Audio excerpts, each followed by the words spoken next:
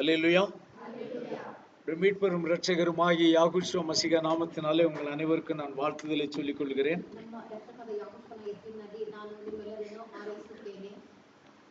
நல்ல அருமையான சாட்சிகளை கேட்டோம்.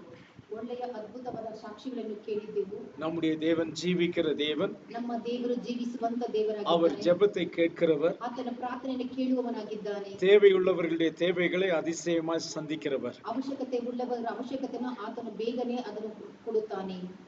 கேளுங்கள் அப்பொழுது உங்களுக்கு கிடைக்கும் என்று சொன்னார்.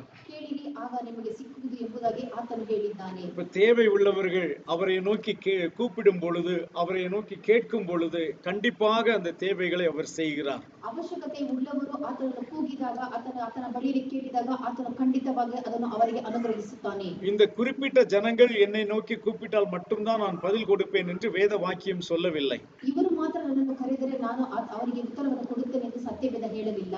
யார் அவரை நோக்கி கூப்பிட்டாலும் அவர் அவர்களுக்கு உதவி செய்கிறார். ಯಾರಾದರೂ ಆಗಲೇ ಆತನನ್ನು ನೋಡಿ ಕರೆದರೆ ಆತನು ಖಂಡಿತವಾಗಲೂ ಅವರಿಗೆ ಸಹಾಯ ಮಾಡುವನಾಗಿದ್ದಾನೆ. எந்த அளவுக்கு அவர் செவி கொடுக்கிறார் என்றால், ಆತನು ಎಷ್ಟರ ಮಟ್ಟಿಗೆ ಕಿವಿಯನ್ನು ಆಡಿಸುತ್ತಾನೆ ಎಂದರೆ, பிசாசுகள் அவரை நோக்கி கூப்பிட்டது.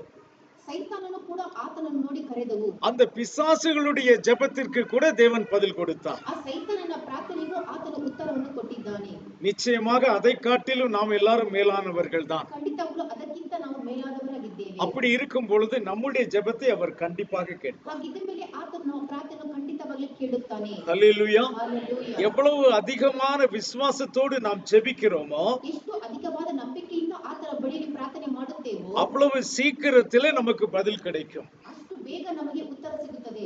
சில சமயங்களிலே ஜெபித்துக் கொண்டு இருக்கும் பொழுதே பதில் வந்துவிடும். ಕೆಲವು ಸಮಯದಲ್ಲಿ ಪ್ರಾರ್ಥನೆ ಮಾಡುತ್ತಿರುವಾಗಲೇ ನಮಗೆ ಉತ್ತರ ಸಿಗುತ್ತದೆ. அதைத்தான் இப்பொழுது சாட்சியில் நாம் கேட்டோம். ಅದೇ ಈಗ ನಾವು ಸಾಕ್ಷಿಯ ಮುಖಾಂತರ ಕೇಳಿದ್ದೆವು. ஹல்லேலூயா. ಹಲ್ಲೆಲೂಯಾ. சிலருக்கு ஜெபித்து கொஞ்ச நாள் கழித்து தான் பதில் கிடைக்கும். ಕೆಲವರಿಗೆ ಪ್ರಾರ್ಥನೆ ಮಾಡಿ ಕೆಲವು ದಿನಗಳು ಕಳೆದ ಮೇಲೆ ಉತ್ತರ ಸಿಗುತ್ತದೆ. சிலர் ஜெபித்து விட்டு அதை மறந்து விடுவார்கள். ಕೆಲವರು ಪ್ರಾರ್ಥನೆ ಮಾಡಿ ಅದನ್ನು ಮರೆತು ಹೋಗುತ್ತಾರೆ. இந்த விஷயத்திற்காக நாம் ஜெபம் பண்ணினோம் என்பதே அவர்களுக்கு மறந்துவிடும். ಈ ವಿಷಯಕ್ಕಾಗಿ ನಾನು ಪ್ರಾರ್ಥನೆ ಮಾಡಿದ್ದೇನೆ ಎಂಬುದನ್ನು ಅವರು ಮರೆತು ಬಿಟ್ಟಿರುತ್ತಾರೆ. ஆனால் நாம் ஜெபித்ததை தேவன் ஒருபோதும் மறக்க மாட்டார். ಆದರೆ ನಾವು ಪ್ರಾರ್ಥನೆ ಮಾಡಿ ದೇವರು ಎಂದಿಗೂ ಮರೆಯುವುದಿಲ್ಲ. அந்த சரியான வேளை வரும்போது அவர் ஞாபகம் கொண்டு அவர்களுக்கு பதில் அளிப்பார். ಸರಿಯಾದ ಸಮಯ ಬಂದಾಗ ಆತನು ಜ್ಞಾಪಕ ಮಾಡಿಕೊಂಡು ಅವರಿಗೆ ಸರಿಯಾದ ಸಮಯಕ್ಕೆ ಉತ್ತರವನ್ನು ಕೊಡುತ್ತಾನೆ. இஸ்ரவேல் ஜனங்கள் அடிமைத்தனத்தில் இருந்தார்கள். ಇಸ್ರೇಲ್ ಜನರು ದಾಸತ್ವದಲ್ಲಿ ಇದ್ದರು. அப்ப தேவன் சொல்லும்போது 400 வருஷம் அவர்கள் அடிமைத்தனத்தில் இருப்பார்கள், அதன் பின்பு அவர்களை விடுவிப்பேன் என்று சொன்னார். ದೇವರು ಅಬ್ರಹಾಮನ ಬಳಿ ಹೇಳಿದಾಗ ಅವರು 400 ವರ್ಷ ದಾಸತ್ವದಲ್ಲಿ ಇರುತ್ತಾರೆ, ಆಮೇಲೆ ಅವರು ಬಿಡುಗಡೆ ಮಾಡುವೆನು ಎಂಬುದಾಗಿ ಹೇಳಿದನು. அங்கே 400 வருஷம் முடிந்த பிறகு ಅಲ್ಲಿ 400 ವರ್ಷ ಕಳೆದ ಮೇಲೆ ஒரு மனிதன் கூட அதை ஞாபகம் வைத்திருக்கவில்லை. ಯಾವ ಮನುಷ್ಯರಿಗೂ ಅದು ಜ್ಞಾಪಕವೇ ಇರಲಿಲ್ಲ. தேவன் மாத்திரம் நினைவு கூர்ந்தார். ದೇವರು ಮಾತ್ರ ಅದು ನೆನೆಸಿಕೊಂಡಿದ್ದರು. தன்னுடைய தாசனாகிய ஆபிரகாமுக்கு அவர் பண்ணி கொடுத்ததான உடன்படிக்கையை அவர் மறக்கவில்லை. ತನ್ನ ಸೇವಕರಾದ ಆಬ್ರಹಾಮನಿಗೆ ಆತನು ಮಾಡಿಕೊಟ್ಟಂತಹ ಒಡಂಬಡಿಕೆಯನ್ನು ಆತನು ಮರೆಯಲಿಲ್ಲ. என்னோடு உடன்படிக்கை பண்ணினீரே, ನನ್ನೊಂದಿಗೆ ಒಡಂಬಡಿಕೆ ಮಾಡಿದ್ದೀರಲ್ಲ, ஏன் இன்னும் அதை செய்யவில்லை ಏಕೆ ನನಗೆ ಇನ್ನೂ ಅದನ್ನು ಮಾಡಲಿಲ್ಲ என்று கேட்க ஆபிரகாம் உயிரோடு இல்லை. ಎಂಬುದಾಗಿ ಕೇಳುವುದಕ್ಕೆ ಆಬ್ರಹಾಮ ಅಲ್ಲಿ ಜೀವಂತವಾಗಿ ಇರಲಿಲ್ಲ. ஆனால் என்றென்றைக்கும் ஜீவித்திருக்கிற தேவனோ, ಆದರೆ ಎಂದೆಂದಿಗೂ ಜೀವಿಸುತ್ತಿರುವಂತಹ ದೇವರು தன்னுடைய தாசர்களோடு பண்ணின உடன்படிக்கை அவர் மறப்பதே கிடையாது. ತನ್ನ ಸೇವಕರೊಂದಿಗೆ ಮಾಡಿದಂತಹ ಒಡಂಬಡಿಕೆಯನ್ನು ಆತನು ಎಂದಿಗೂ ಮರೆಯುವುದಿಲ್ಲ. அதற்கு கிட்டத்தட்ட 4-5 தலைமுறைகளுக்கு பிறகு ಅದು ಹೆಚ್ಚು ಕಮ್ಮಿ 4 ತಲಾಂತರಗಳು ಕಳೆದ ಮೇಲೆ தேவன் ஆபிரகாமோடு பண்ணின உடன்படிக்கையை நினைவு கூர்ந்தார். ಆತನು ಆಬ್ರಹಾಮನಿಗೆ ಮಾಡಿಕೊಂಡಂತಹ ಒಡಂಬಡಿಕೆಯನ್ನು ಜ್ಞಾಪಕ ಮಾಡಿಕೊಂಡನು. ஆம், அருமையான தேவ பிள்ளைகளே, ಪ್ರಿಯ ದೇವರ ಮಕ್ಕಳೇ, நாம் இன்றைக்கு ஜெபித்து இன்றைக்கே பதில் கிடைக்க வேண்டும் என்று நினைப்பதில் தவறில்லை. ನಾನು ಪ್ರಾರ್ಥನೆ ಮಾಡಿ ಈ ದಿನವೇ ಪ್ರಾರ್ಥನೆ ಮಾಡಿ ಈ ದಿನವೇ ಉತ್ತರ ಸಿಗಬೇಕು ಎಂಬುದನ್ನು ಎಣಿಸಿಕೊಳ್ಳುವುದು ಸರಿಯೇ? ஆனால் நீங்கள் எப்படி ஜெபித்தாலும் எப்பொழுது ஜெபித்தாலும் ಆದರೆ ನೀವು ಯಾವ ರೀತಿ ಪ್ರಾರ್ಥನೆ ಮಾಡಿದರೂ ಯಾವಾಗ ಪ್ರಾರ್ಥನೆ ಮಾಡಿದರೂ தேவன் தம்முடைய நேரத்தில் தான் அந்த பதிலை தருவார். ಆ ದೇವರ ಸಮಯಕ್ಕೆ ತಕ್ಕ ಹಾಗೆ ಉತ್ತರ ಕೊಡುತ್ತಾನೆ. அதுதான் உங்களுடைய வாழ்க்கைக்கு பொருத்தமாக இருக்கும். ಅದೇ ನಿಮ್ಮ ಜೀವನಕ್ಕೆ ಅದು ಯೋಗ್ಯವಾಗಿ அது ಇರುತ್ತದೆ. நமக்கு தெரியாது. ಅದು ನಮಗೆ ಗೊತ್ತಿರುವುದಿಲ್ಲ. ஆனால் முக்காலங்களையும் அறிந்திருக்கிற தேவன் ಆತನು ಎಲ್ಲ ಕಾಲಗಳನ್ನು ತಿಳಿದುಕೊಂಡಿರುವಂತಹ ದೇವರು எந்த காலத்தில் நம்முடைய ஜெபத்திற்கு பதில் கொடுத்தால் சரியாக இருக்கும் என்பதை நம்மை காட்டிலும் அவர் அறிந்திருக்கிறார். ಯಾವ ಕಾಲದಲ್ಲಿ ಸರಿಯಾದ ಉತ್ತರ ಕೊಡಬೇಕು ಎಂಬುದು ನಮಗಿಂತ ಆತನಿಗೆ ಚೆನ್ನಾಗಿ ಗೊತ್ತಿರುತ್ತದೆ. அந்த சரியான நேரத்திலே உங்கள் ஜெபத்திற்கு பதில் வரும். ಆ ಸರಿಯಾದ ಸಮಯದಲ್ಲಿ ನಿಮಗೆ ಉತ್ತರ ಖಂಡಿತವಾಗಲೂ ಸಿಗುತ್ತದೆ. கண்டிப்பாக பதில் வரும். ಖಂಡಿತವಾಗಲೂ ನಿಮಗೆ ಉತ್ತರ ಸಿಕ್ಕೇ ಸಿಗುತ್ತದೆ. ஆமென். ಆಮೆನ್. ஹல்லேலூயா. விசுவாசிக்கிறவர்கள் ஒரு ஹல்லேலூயா சொல்லலாம். ஆமென். ಆಮೆನ್. ஹalleluya. ಹalleluya. அவருக்கு ஒரு பெயர் இருக்கிறது, ಆತನಿಗೆ ಒಂದು ಹೆಸರುಂಟು, ஜெபத்திற்கு பதில் கொடுப்பவர் என்று, ಪ್ರಾರ್ಥನೆಗೆ ಉತ್ತರ ಕೊಡುವವನು ಎಂಬುದಾಗಿ, ஜெபத்தை கேட்பவர் என்று சொல்லுகிறது. ಪ್ರಾರ್ಥನೆಯನ್ನು ಕೇಳುವವನು ಎಂಬುದಾಗಿ. சங்கீதம் 65 Psalm 65 verse 4. சங்கீதம் 65 verse 2. சங்கீதம் 65 வசனம் 2. 65ನೇ ಕೀರ್ತನೆಗಳು 2ನೇ ವಚನ. ಪ್ರಾರ್ಥನೆಯನ್ನು ಕೇಳುವವನೇ, ನರರೆಲ್ಲರೂ ನಿನ್ನ ಬಳಿಗೆ ಬರುವರು. ಆಮೆನ್. ஆமென். ಆಮೆನ್. ஜெபத்தை கேட்கிறவரே, மாமிசமான யாவரும் உம்மிடத்தில் வருவார்கள். ஹalleluya. ಹalleluya. அப்ப அவருக்குள்ள பெயர் என்ன? ಹಾಗಿದ್ದ ಮೇಲೆ ಆತನ ಹೆಸರೇನು? ஜெபத்தை கேட்கிறவர். ಪ್ರಾರ್ಥನೆಯನ್ನು ಕೇಳುವವನು. அப்ப ஜெபத்தை கேட்கிறவரே, ಪ್ರಾರ್ಥನೆಯನ್ನು ಕೇಳುವವನೇ, மாமிசமான யாவரும் உம்மிடத்தில் வருவார்கள். ನರರೆಲ್ಲರೂ ನಿನ್ನ ಬಳಿಗೆ ಬರುವರು. இதை ஒரு பொதுவான ஸ்டேட்மெண்டாக சங்கீதக்காரன் சொல்லுகிறார், ಒಂದು ಸಾಮಾನ್ಯವಾದ ವಿಷಯವಾಗಿ ಆತನ ಕೀರ್ತನೆಗಾರನು ಹೇಳುತ್ತಾನೆ, அல்லது தன்னுடைய வாழ்க்கையில் அனுபவித்து அவர் அதை சொல்லுகிறார். ಅಲ್ಲದೆ ತನ್ನ ಜೀವನದಲ್ಲಿ ಅನುಭವಿಸಿ ಇದನ್ನು ஏனென்றால் ಹೇಳುತ್ತಾನೆ. இந்த சங்கீதத்தை எழுதினவர் தாவீது. ಏಕೆಂದರೆ ಈ ಕೀರ್ತನೆಯನ್ನು ಬರೆದ ಆತನು ದಾವೀದನು. அப்ப தாவீதுக்கு இதை போன்ற பல அனுபவங்கள் இருக்கிறது. ದಾವೀದನಿಗೆ ಈ ರೀತಿಯ ಹಲವು ಅನುಭವಗಳು ಉಂಟು. சோ அந்த அனுபவத்தில் இருந்துதான் அவர் இந்த விஷயங்களை எழுதுகிறார். ಅನುಭವದಿಂದಲೇ ಈ ವಿಷಯವನ್ನು ಆತನು ಬರೆಯುತ್ತಿದ್ದಾನೆ. அவர் அனுபவத்தில் இருந்துதான் எழுதுகிறார் என்பதற்கு ஒரு வசனத்தை நான் உங்களுக்கு உதாரணமாக சொல்ல முடியும். ಆತನ ಅನುಭವದಿಂದಲೇ ಇದನ್ನು ಬರೆಯುತ್ತಾನೆ ಎಂದು ಉದಾಹರಣೆಗಾಗಿ ನಿಮಗೆ ಒಂದು ವಾಕ್ಯವನ್ನು ಹೇಳಬಹುದು. சங்கீதம் 37 வசனம் 25 பார்க்கலாம். Psalm 37 verse 25. 37ನೇ ಕೀರ್ತನೆ 25ನೇ ವಚನ.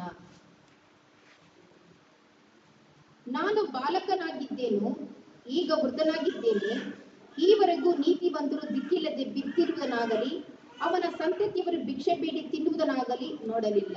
ஆமென். ಆಮೆನ್. ஹalleluya. Hallelujah. நான் இளைஞனாய் இருந்தேன், முதிர் வயது உள்ளவனும் ஆனேன், ஆனாலும் நீதிமான் கைவிடப்பட்டதையும் அவன் சந்ததி அப்பத்துக்கு இறந்து திரிகிறதையும் நான் காணவில்லை. ஹalleluya. Hallelujah. எங்க இருந்து சொல்றாரு இத? ಆತನು ಎಲ್ಲಿಂದ ಹೇಳುತ್ತಿದ್ದಾನೆ? ஏதோ ஒரு புஸ்தகத்தில் வாசித்தவர் சொல்லவில்லை, ಯಾವುದೋ ಒಂದು ಪುಸ್ತಕದಿಂದ ಓದಿ ಇದನ್ನು ಹೇಳಲಿಲ್ಲ. யாதோ ஒரு தீர்க்கதரிசி சொன்னதை எடுத்து அவர் இங்கே பேசவில்லை. ಯಾವುದೋ ಒಂದು ಪ್ರವಾದಿ ಹೇಳಿದಂತ ಪ್ರವಾದ ವಚನವನ್ನು ತೆಗೆದುಕೊಂಡು ಹೇಳಲಿಲ್ಲ. தன்னுடைய வாழ்க்கையிலே அவர் அனுபவித்த விஷயத்தை அவர் சொல்லுகிறார். ತನ್ನ ಜೀವನದಲ್ಲಿ ಅನುಭವಿಸಿದ ವಿಷಯವನ್ನು ಆತನು ಹೇಳುತ್ತಿದ್ದಾನೆ. எப்ப இருந்து அவர் அனுபவிக்கிறாரா இத? ಅದನ್ನು ಯಾವ ಯಾವ ಸಮಯದಿಂದ ಅದನ್ನು ಅನುಭವಿಸುತ್ತಿದ್ದಾನೆ? நான் இளைஞனா இருந்தேன், ನಾನು ಬಾಲಕನಾಗಿದ್ದೇನೋ, அதாவது நன்மை தீமை என்ன என்பதை அறிகிற ஒரு பருவத்தில் நான் இருந்தேன். ಒಳ್ಳೆದು ಕೆಟ್ಟದು ಎಂದು ತಿಳಿಯುವ ಪರಿಸ್ಥಿತಿಯಲ್ಲಿ ನಾನು ಇದ್ದೆ. அந்த நாளில் இருந்து ಆ ದಿನದಿಂದ இப்போது தள்ளாடுகிற வயதான முதிர் வயது உள்ளவனும் நான் ஆகிவிட்டேன். ಈಗ ನಾನು ಮುದುಕನಾಗಿದ್ದೇನೆ. இத்தனை காலங்களிலும் என் தேவன் ஒரு நீதிமானையும் கைவிட்டதை நான் காணவில்லை. ಇಲ್ಲಿಯ ತನಕ ಒಬ್ಬ ನೀತಿವಂತನು ದೇವರು ಕೈ ಬಿಟ್ಟಿದ್ದನ್ನು ನಾನು ನೋಡಲೇ ಇಲ್ಲ. அவனுடைய பிள்ளைகள் அப்பத்துக்கு பசிக்கிறது என்று இன்னொரு வீட்டு வாசலில் போய் நின்றதை நான் பார்க்கவில்லை. ಅವರ ಮಕ್ಕಳು ಹೊಟ್ಟೆ ಅದರಿಂದ ಬೇರೆಯವರ ಬಾಗಿಲಲ್ಲಿ ನಿಂತುಕೊಳ್ಳುವುದು ನೋಡಲೇ ಇಲ್ಲ. அப்படியானால் இதை எங்கிருந்து அவர் சொல்லுகிறார்? ಹಾಗಿದ್ದ ಮೇಲೆ ಇದನ್ನು ಎಲ್ಲಿಂದ ಆತನು ಹೇಳುತ್ತಾನೆ? எந்த புஸ்தகத்திலும் வாசித்து சொல்லவில்லை. ಯಾವ ಪುಸ್ತಕದಲ್ಲಿ ಓದಿ ಇದನ್ನು ಹೇಳಲಿಲ್ಲ. தன்னுடைய வாழ்க்கையில் அவர் பார்த்து அனுபவித்த சாட்சியை அவர் இங்கே சொல்லுகிறார். ತನ್ನ ಜೀವನದಲ್ಲಿ ನೋಡಿ ಅನುಭವಿಸಿದ ಸಾಕ್ಷಿಯನ್ನು ಆತನು ಇಲ್ಲಿ ಹೇಳುತ್ತಿದ್ದಾನೆ. அதே தான் அவர் சங்கீதம் 65:2 சொல்லுகிறார். ಇದನ್ನೇ ಆತನು ಕೀರ್ತನೆ 65:2 ಹೇಳುತ್ತಾನೆ. ஜெபத்தை கேட்கிறவரே என்று அவரை கூப்பிடுகிறார். ಪ್ರಾರ್ಥನೆ ಕೇಳುವವನೇ ಎಂಬುದಾಗಿ ಆತನನ್ನು அப்போ ಕರೆಯುತ್ತಿದ್ದಾನೆ. ஜெபத்தை அவர் கேட்கிறவர் என்பதும் தாவீதுக்கு உள்ள ஒரு அனுபவம். ಪ್ರಾರ್ಥನೆಯನ್ನು ಕೇಳುವವನು ಎಂಬುದು ದಾವೀದನಿಂದ ಬಂದಂತ ಒಂದು ಅನುಭವವಾಗಿದೆ. அவர் ஜெபத்தை கேட்கிறவர் என்பதை இவர் நன்றாக அனுபவித்திருக்கிறார். ಪ್ರಾರ್ಥನೆಯನ್ನು ಕೇಳುವವನು ಎಂಬುದಾಗಿ ಆತನನ್ನು ಚೆನ್ನಾಗಿ ತಿಳಿದುಕೊಂಡಿದ್ದಾನೆ. நன்றாக அறிந்து உணர்ந்திருக்கிறார். ಚೆನ್ನಾಗಿ ತಿಳಿದವನಾಗಿದ್ದಾನೆ. ஆகையினால்தான் தைரியமாக அவரை பார்த்து நீ ஜெபத்தை கேட்கிறவர் என்று சொல்லுகிறார். ಆದ್ದರಿಂದ ಆತನು ಧೈರ್ಯದಿಂದವನಾಗಿ ಪ್ರಾರ್ಥನೆಯನ್ನು ಕೇಳುವವನೇ ಎಂಬುದಾಗಿ ಹೇಳುತ್ತಿದ್ದಾನೆ. அல்லேலூயா. ಹಲ್ಲೆಲೂಯಾ. நமக்கு கூட இப்படி அநேக அனுபவங்கள் இருக்கலாம். ನಮಗೂ ಕೂಡ ಅನೇಕ ಅನುಭವ ಇರಬಹುದು. சின்ன குழந்தைகள் நம்மளை யார் என்று முதலில் புரிந்து கொள்ளுகிறார்களோ, நாம் எப்பொழுது போனாலும் நம்மை அந்த பெயரை சொல்லித்தான் அழைப்பார்கள். ಚಿಕ್ಕ ಮಕ್ಕಳು ನಮ್ಮನ್ನು ಯಾವ ರೀತಿ ಗುರುತಿಸುತ್ತಾರೋ ಆ ಹೆಸರಿನಿಂದ ನಮ್ಮನ್ನು ಕರೆಯುತ್ತಾರೆ. அதே போலதான் தாவீது யாகோவாவை எப்படி அறிந்து கொண்டாரோ அந்த அனுபவத்திற்கு ஏற்ற வண்ணமாக அவரை கூப்பிடுகிறார். ದಾವೀದು ಆತನನ್ನು ಯಾವ ರೀತಿ ತಿಳಿದುಕೊಂಡಿದನೋ ಅದೇ ರೀತಿ ಆತನನ್ನು ನೋಡಿ ಕರೆಯುತ್ತಾನೆ. தைரியமாக சொல்லுகிறார், ಧೈರ್ಯದಿಂದ ಹೇಳುತ್ತಿದ್ದಾನೆ. ಹೇಳ್ತಾನೆ, ஜெபத்தை கேட்கிறவர். ನೀನು ಪ್ರಾರ್ಥನೆ ಕೇಳುವವನು. அல்லேலூயா. ஹalleluya. இன்றைக்கு நம்மில் எத்தனை பேர் அப்படி சொல்ல முடியும்? ಇದರಲ್ಲಿ ನಮ್ಮಲ್ಲಿ ಎಷ್ಟು ಜನ ಆ ರೀತಿ ಹೇಳಲು சொல்ல ಸಾಧ್ಯ? முடியுமா? ಆಮೆನ್. ஜெபத்தை கேட்கிறவரே என்று அவரை கூப்பிட முடியுமா? ಪ್ರಾರ್ಥನೆ ಕೇಳುವವನೇ ಎಂಬುದಾಗಿ ಅದನ್ನು ಕರೆಯಲು ಸಾಧ್ಯ. நாம் ஜெபிக்கும் பொழுதெல்லாம் எப்படி ஜெபிக்கிறோம்? ನಾವು ಪ್ರಾರ್ಥನೆ ಮಾಡುವಾಗ ಯಾವ ರೀತಿ ಪ್ರಾರ್ಥನೆ ಮಾಡುತ್ತೇವೆ? எங்களை நேசிக்கிற பரலோக பிதாவே, ನನ್ನನ್ನು ಪ್ರೀತಿಸುವಂತಹ ಪರಲೋಕ ತಂದೆಯೇ, பரலோகத்தில் வசிக்கிறவரே, ಪರಲೋಕದಲ್ಲಿ ವಾಸ ಮಾಡುವವನೇ, இரக்கம் உள்ளவரே, ಕನಿಕರ ಉಳ್ಳವನೇ, இப்படி அநேக காரியங்களை சொல்லி அவரை ಈ கூப்பிடுகிறோம். ರೀತಿಯಾಗಿ ಅನೇಕ ಕಾರ್ಯಗಳನ್ನು ಹೇಳಿ ಅದನ್ನು ಕರೆಯುತ್ತೇವೆ. இப்பொழுது நீங்கள் எப்படி ஜெபிக்க ஆரம்பிக்க வேண்டும் தெரியுமா? ಈಗ ನೀವು ಯಾವ ರೀತಿ ಪ್ರಾರ್ಥನೆ ಮಾಡಲು ಆರಂಭಿಸಬೇಕು ಗೊತ್ತಾ?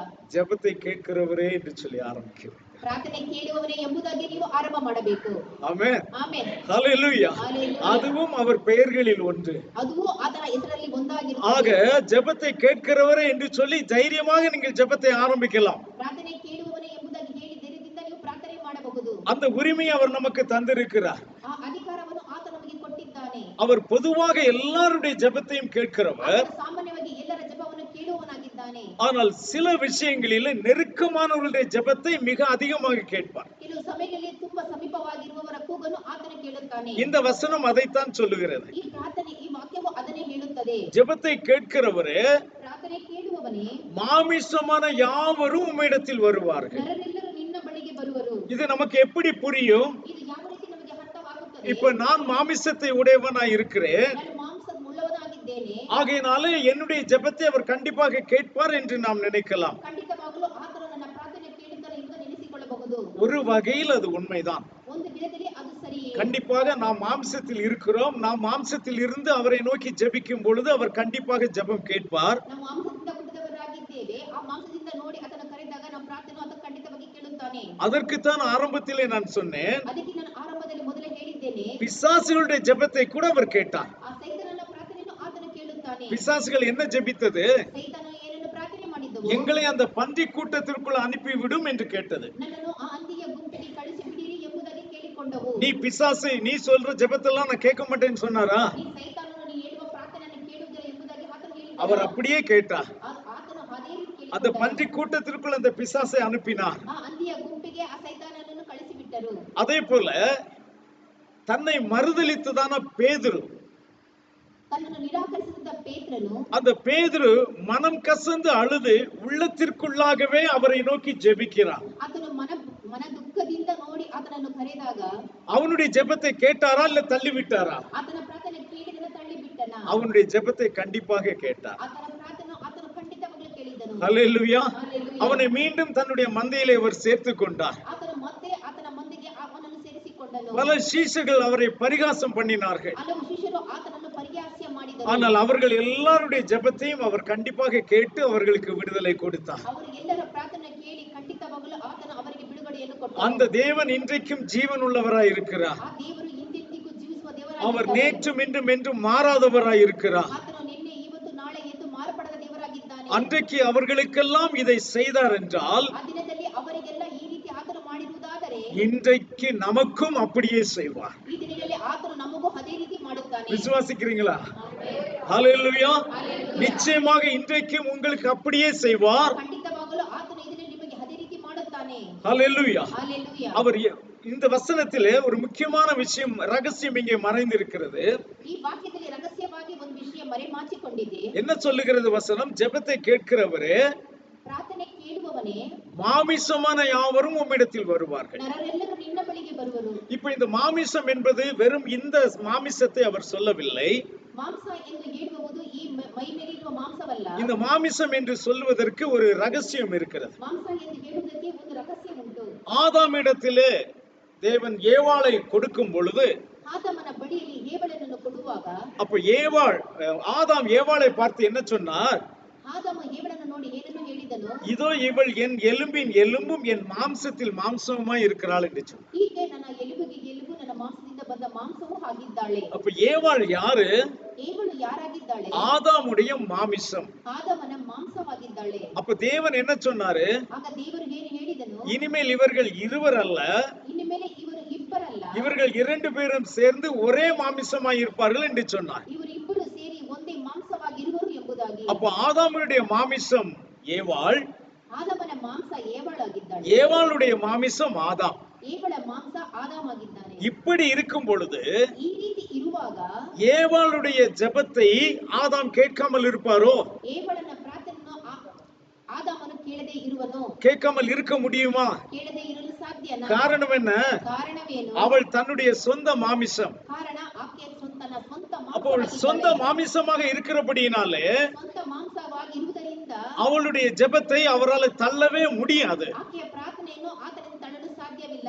அது போலவே ಅದೇ ರೀತಿ நாமும் இன்றைக்கு அவருடைய சொந்த மாமிசமாக நாம் மாறிவிடுவோமானால் ನಾವು ಅದೇ ರೀತಿ ಆತನ ಸ್ವಂತ ಮಾಂಸವಾಗಿ ಬದಲಾವಣೆ ಆದರೆ அப்பொழுது நம்முடைய ஜெபத்தை அவரால் தள்ளவே முடியாது. ಆಗ ನಮ್ಮ ಪ್ರಾರ್ಥನೆ ಆತನಿಗೆ ಎಂದಿಗೂ ತಳ್ಳಲು ಆಗುವುದೇ ಇಲ್ಲ. ஹல்லேலூயா. இப்ப நாம் என்னவாக மாற வேண்டும்? ಆದ್ದರಿಂದ ನಾವು ಏನಾಗಿ ಬದಲಾವಣೆ ಆಗಬೇಕು? நாம் அவருடைய மனவாட்டியாக மாறிவிட வேண்டும். ನಾವು ಆತನ ವಧುವಾಗಿ ಮಾರ್ಪಡಬೇಕು. அவருடைய மனைவியாக நாம் மாற வேண்டும். ಆತನ ಹೆಂಡತಿಯಾಗಿ ನಾವು ಮಾರ್ಪಡಬೇಕು. அவருடைய சரீரமாக நாம் மாற வேண்டும். ಆತನ ಶರೀರವಾಗಿ ಮಾರ್ಪಡಬೇಕು. அவரோடு கூட சேர்ந்து நாம் ஒரே சரீரமாய் மாற வேண்டும். ಆತನೊಂದಿಗೆ ಸೇರಿ ಒಂದೇ ಶರೀರವಾಗಿ ಮಾರ್ಪಡಬೇಕು. அப்படி மாறும் பொழுது ಆ ರೀತಿ ಒಂದು ಬದಲಾವಣೆ ಆದಾಗ நம்முடைய ஜெபத்தை அவரால் தள்ளவே முடியாது. ನಮ್ಮ ಪ್ರಾರ್ಥನೆ ಆತನು ತಳ್ಳುವುದೇ ಇಲ್ಲ.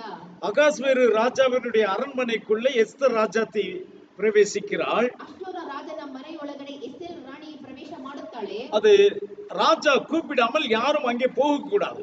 ರಾಜನು ಕರೆಯದೆ ಯಾರೋ ಅಲ್ಲಿಗೆ ಹೋಗಲು ಆಗುವುದಿಲ್ಲ. ஆனால் அந்த நாளிலே எஸ்தர் ராஜாத்தி அவர் கூப்பிடாமலே அவருடைய அரண்மனைக்குள்ளே போகிறாள். ಆದರೆ ಎಸ್ತೇರ್ ರಾಣಿಯು ರಾಜನು ಕರೆಯದೇನೆ ಆತನ ಅರಮನೆ ಒಳಗೆ ಪ್ರವೇಶ ಮಾಡುತ್ತಾಳೆ. அப்பொழுது என்ன நடந்தது அங்கே?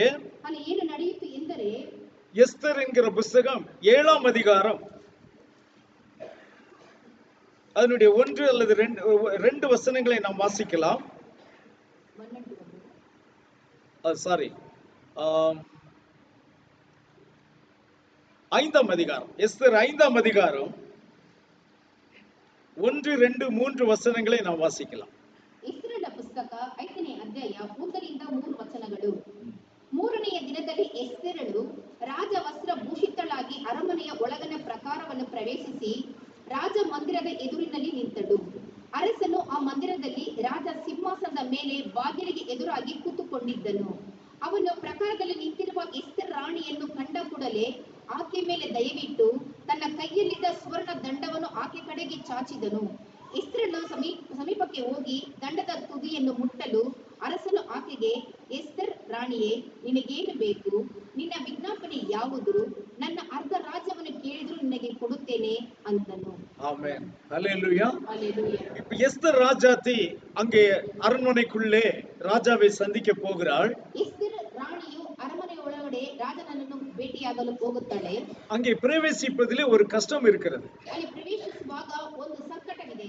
ராஜா அழைக்காமல் யாராகிலும் அங்கே போனால், ರಾಜ ಕರೆಯದೆ ಯಾರಾದರೂ ಅಲ್ಲಿಗೆ ಹೋದರೆ, அவர் தன்னுடைய செங்கோலை நீட்டாமல் இருந்தால், ಆತನು ತನ್ನ ಕೈಯ ಸುವರ್ಣ ದಂಡೆಯನ್ನು ಚಾಚದೆ ಇದ್ದರೆ, அது யாரா இருந்தாலும் சாக வேண்டும். ಅಲ್ಲಿ ಯಾರೇ ಆಗಿರಲಿ ಮರಣವನ್ನು ಹೊಂದಬೇಕು. சோ அங்கே மரணம் இருக்கிறது. ಅಲ್ಲಿ ಮರಣ ಉಂಟು. அந்த மரணம் இருக்கிற இடத்திலே எஸ்தர் ராஜாத்தி பிரவேசிக்கிறாள். ಮರಣವಿರುವ ಸ್ಥಳದಲ್ಲಿ ಎಸ್ತೇರ್ ರಾಣಿಯು ಪ್ರವೇಶ அவள் ಮಾಡುತ್ತಾಳೆ. மரணத்துக்கு துணிந்துதான் அங்கே பிரவேசிக்கிறாள். ಅವಳು ಮರಣಕ್ಕೆ ಅಂಜದೆ ಮುಂದೆ ಹೋಗಿದ್ದಾಳೆ. ஆனா இப்பொழுது அவள் யாரா இருக்கிறாள்? ಆದರೆ ಆಕೆ ಈಗ ಯಾರಾಗಿದ್ದಾಳೆ? அவருடைய மனைவியா இருக்கிறாள். ಆಕೆಯ ಪತ್ನಿಯಾಗಿದ್ದಾಳೆ. அவருடைய அது சரீரமாய் இருக்கிறாள். ರಾಜನ ಶರೀರವಾಗಿದ್ದಾಳೆ. அல்லது அந்த ராஜாவினுடைய மாம்சமாய் இருக்கிறாள். ಆ ರಾಜನ ಮಾಂಸವಾಗಿದ್ದಾಳೆ. ஆனால் யாரா இருந்தாலும் சட்டம் எல்லாருக்கும் ஒன்றுதான்.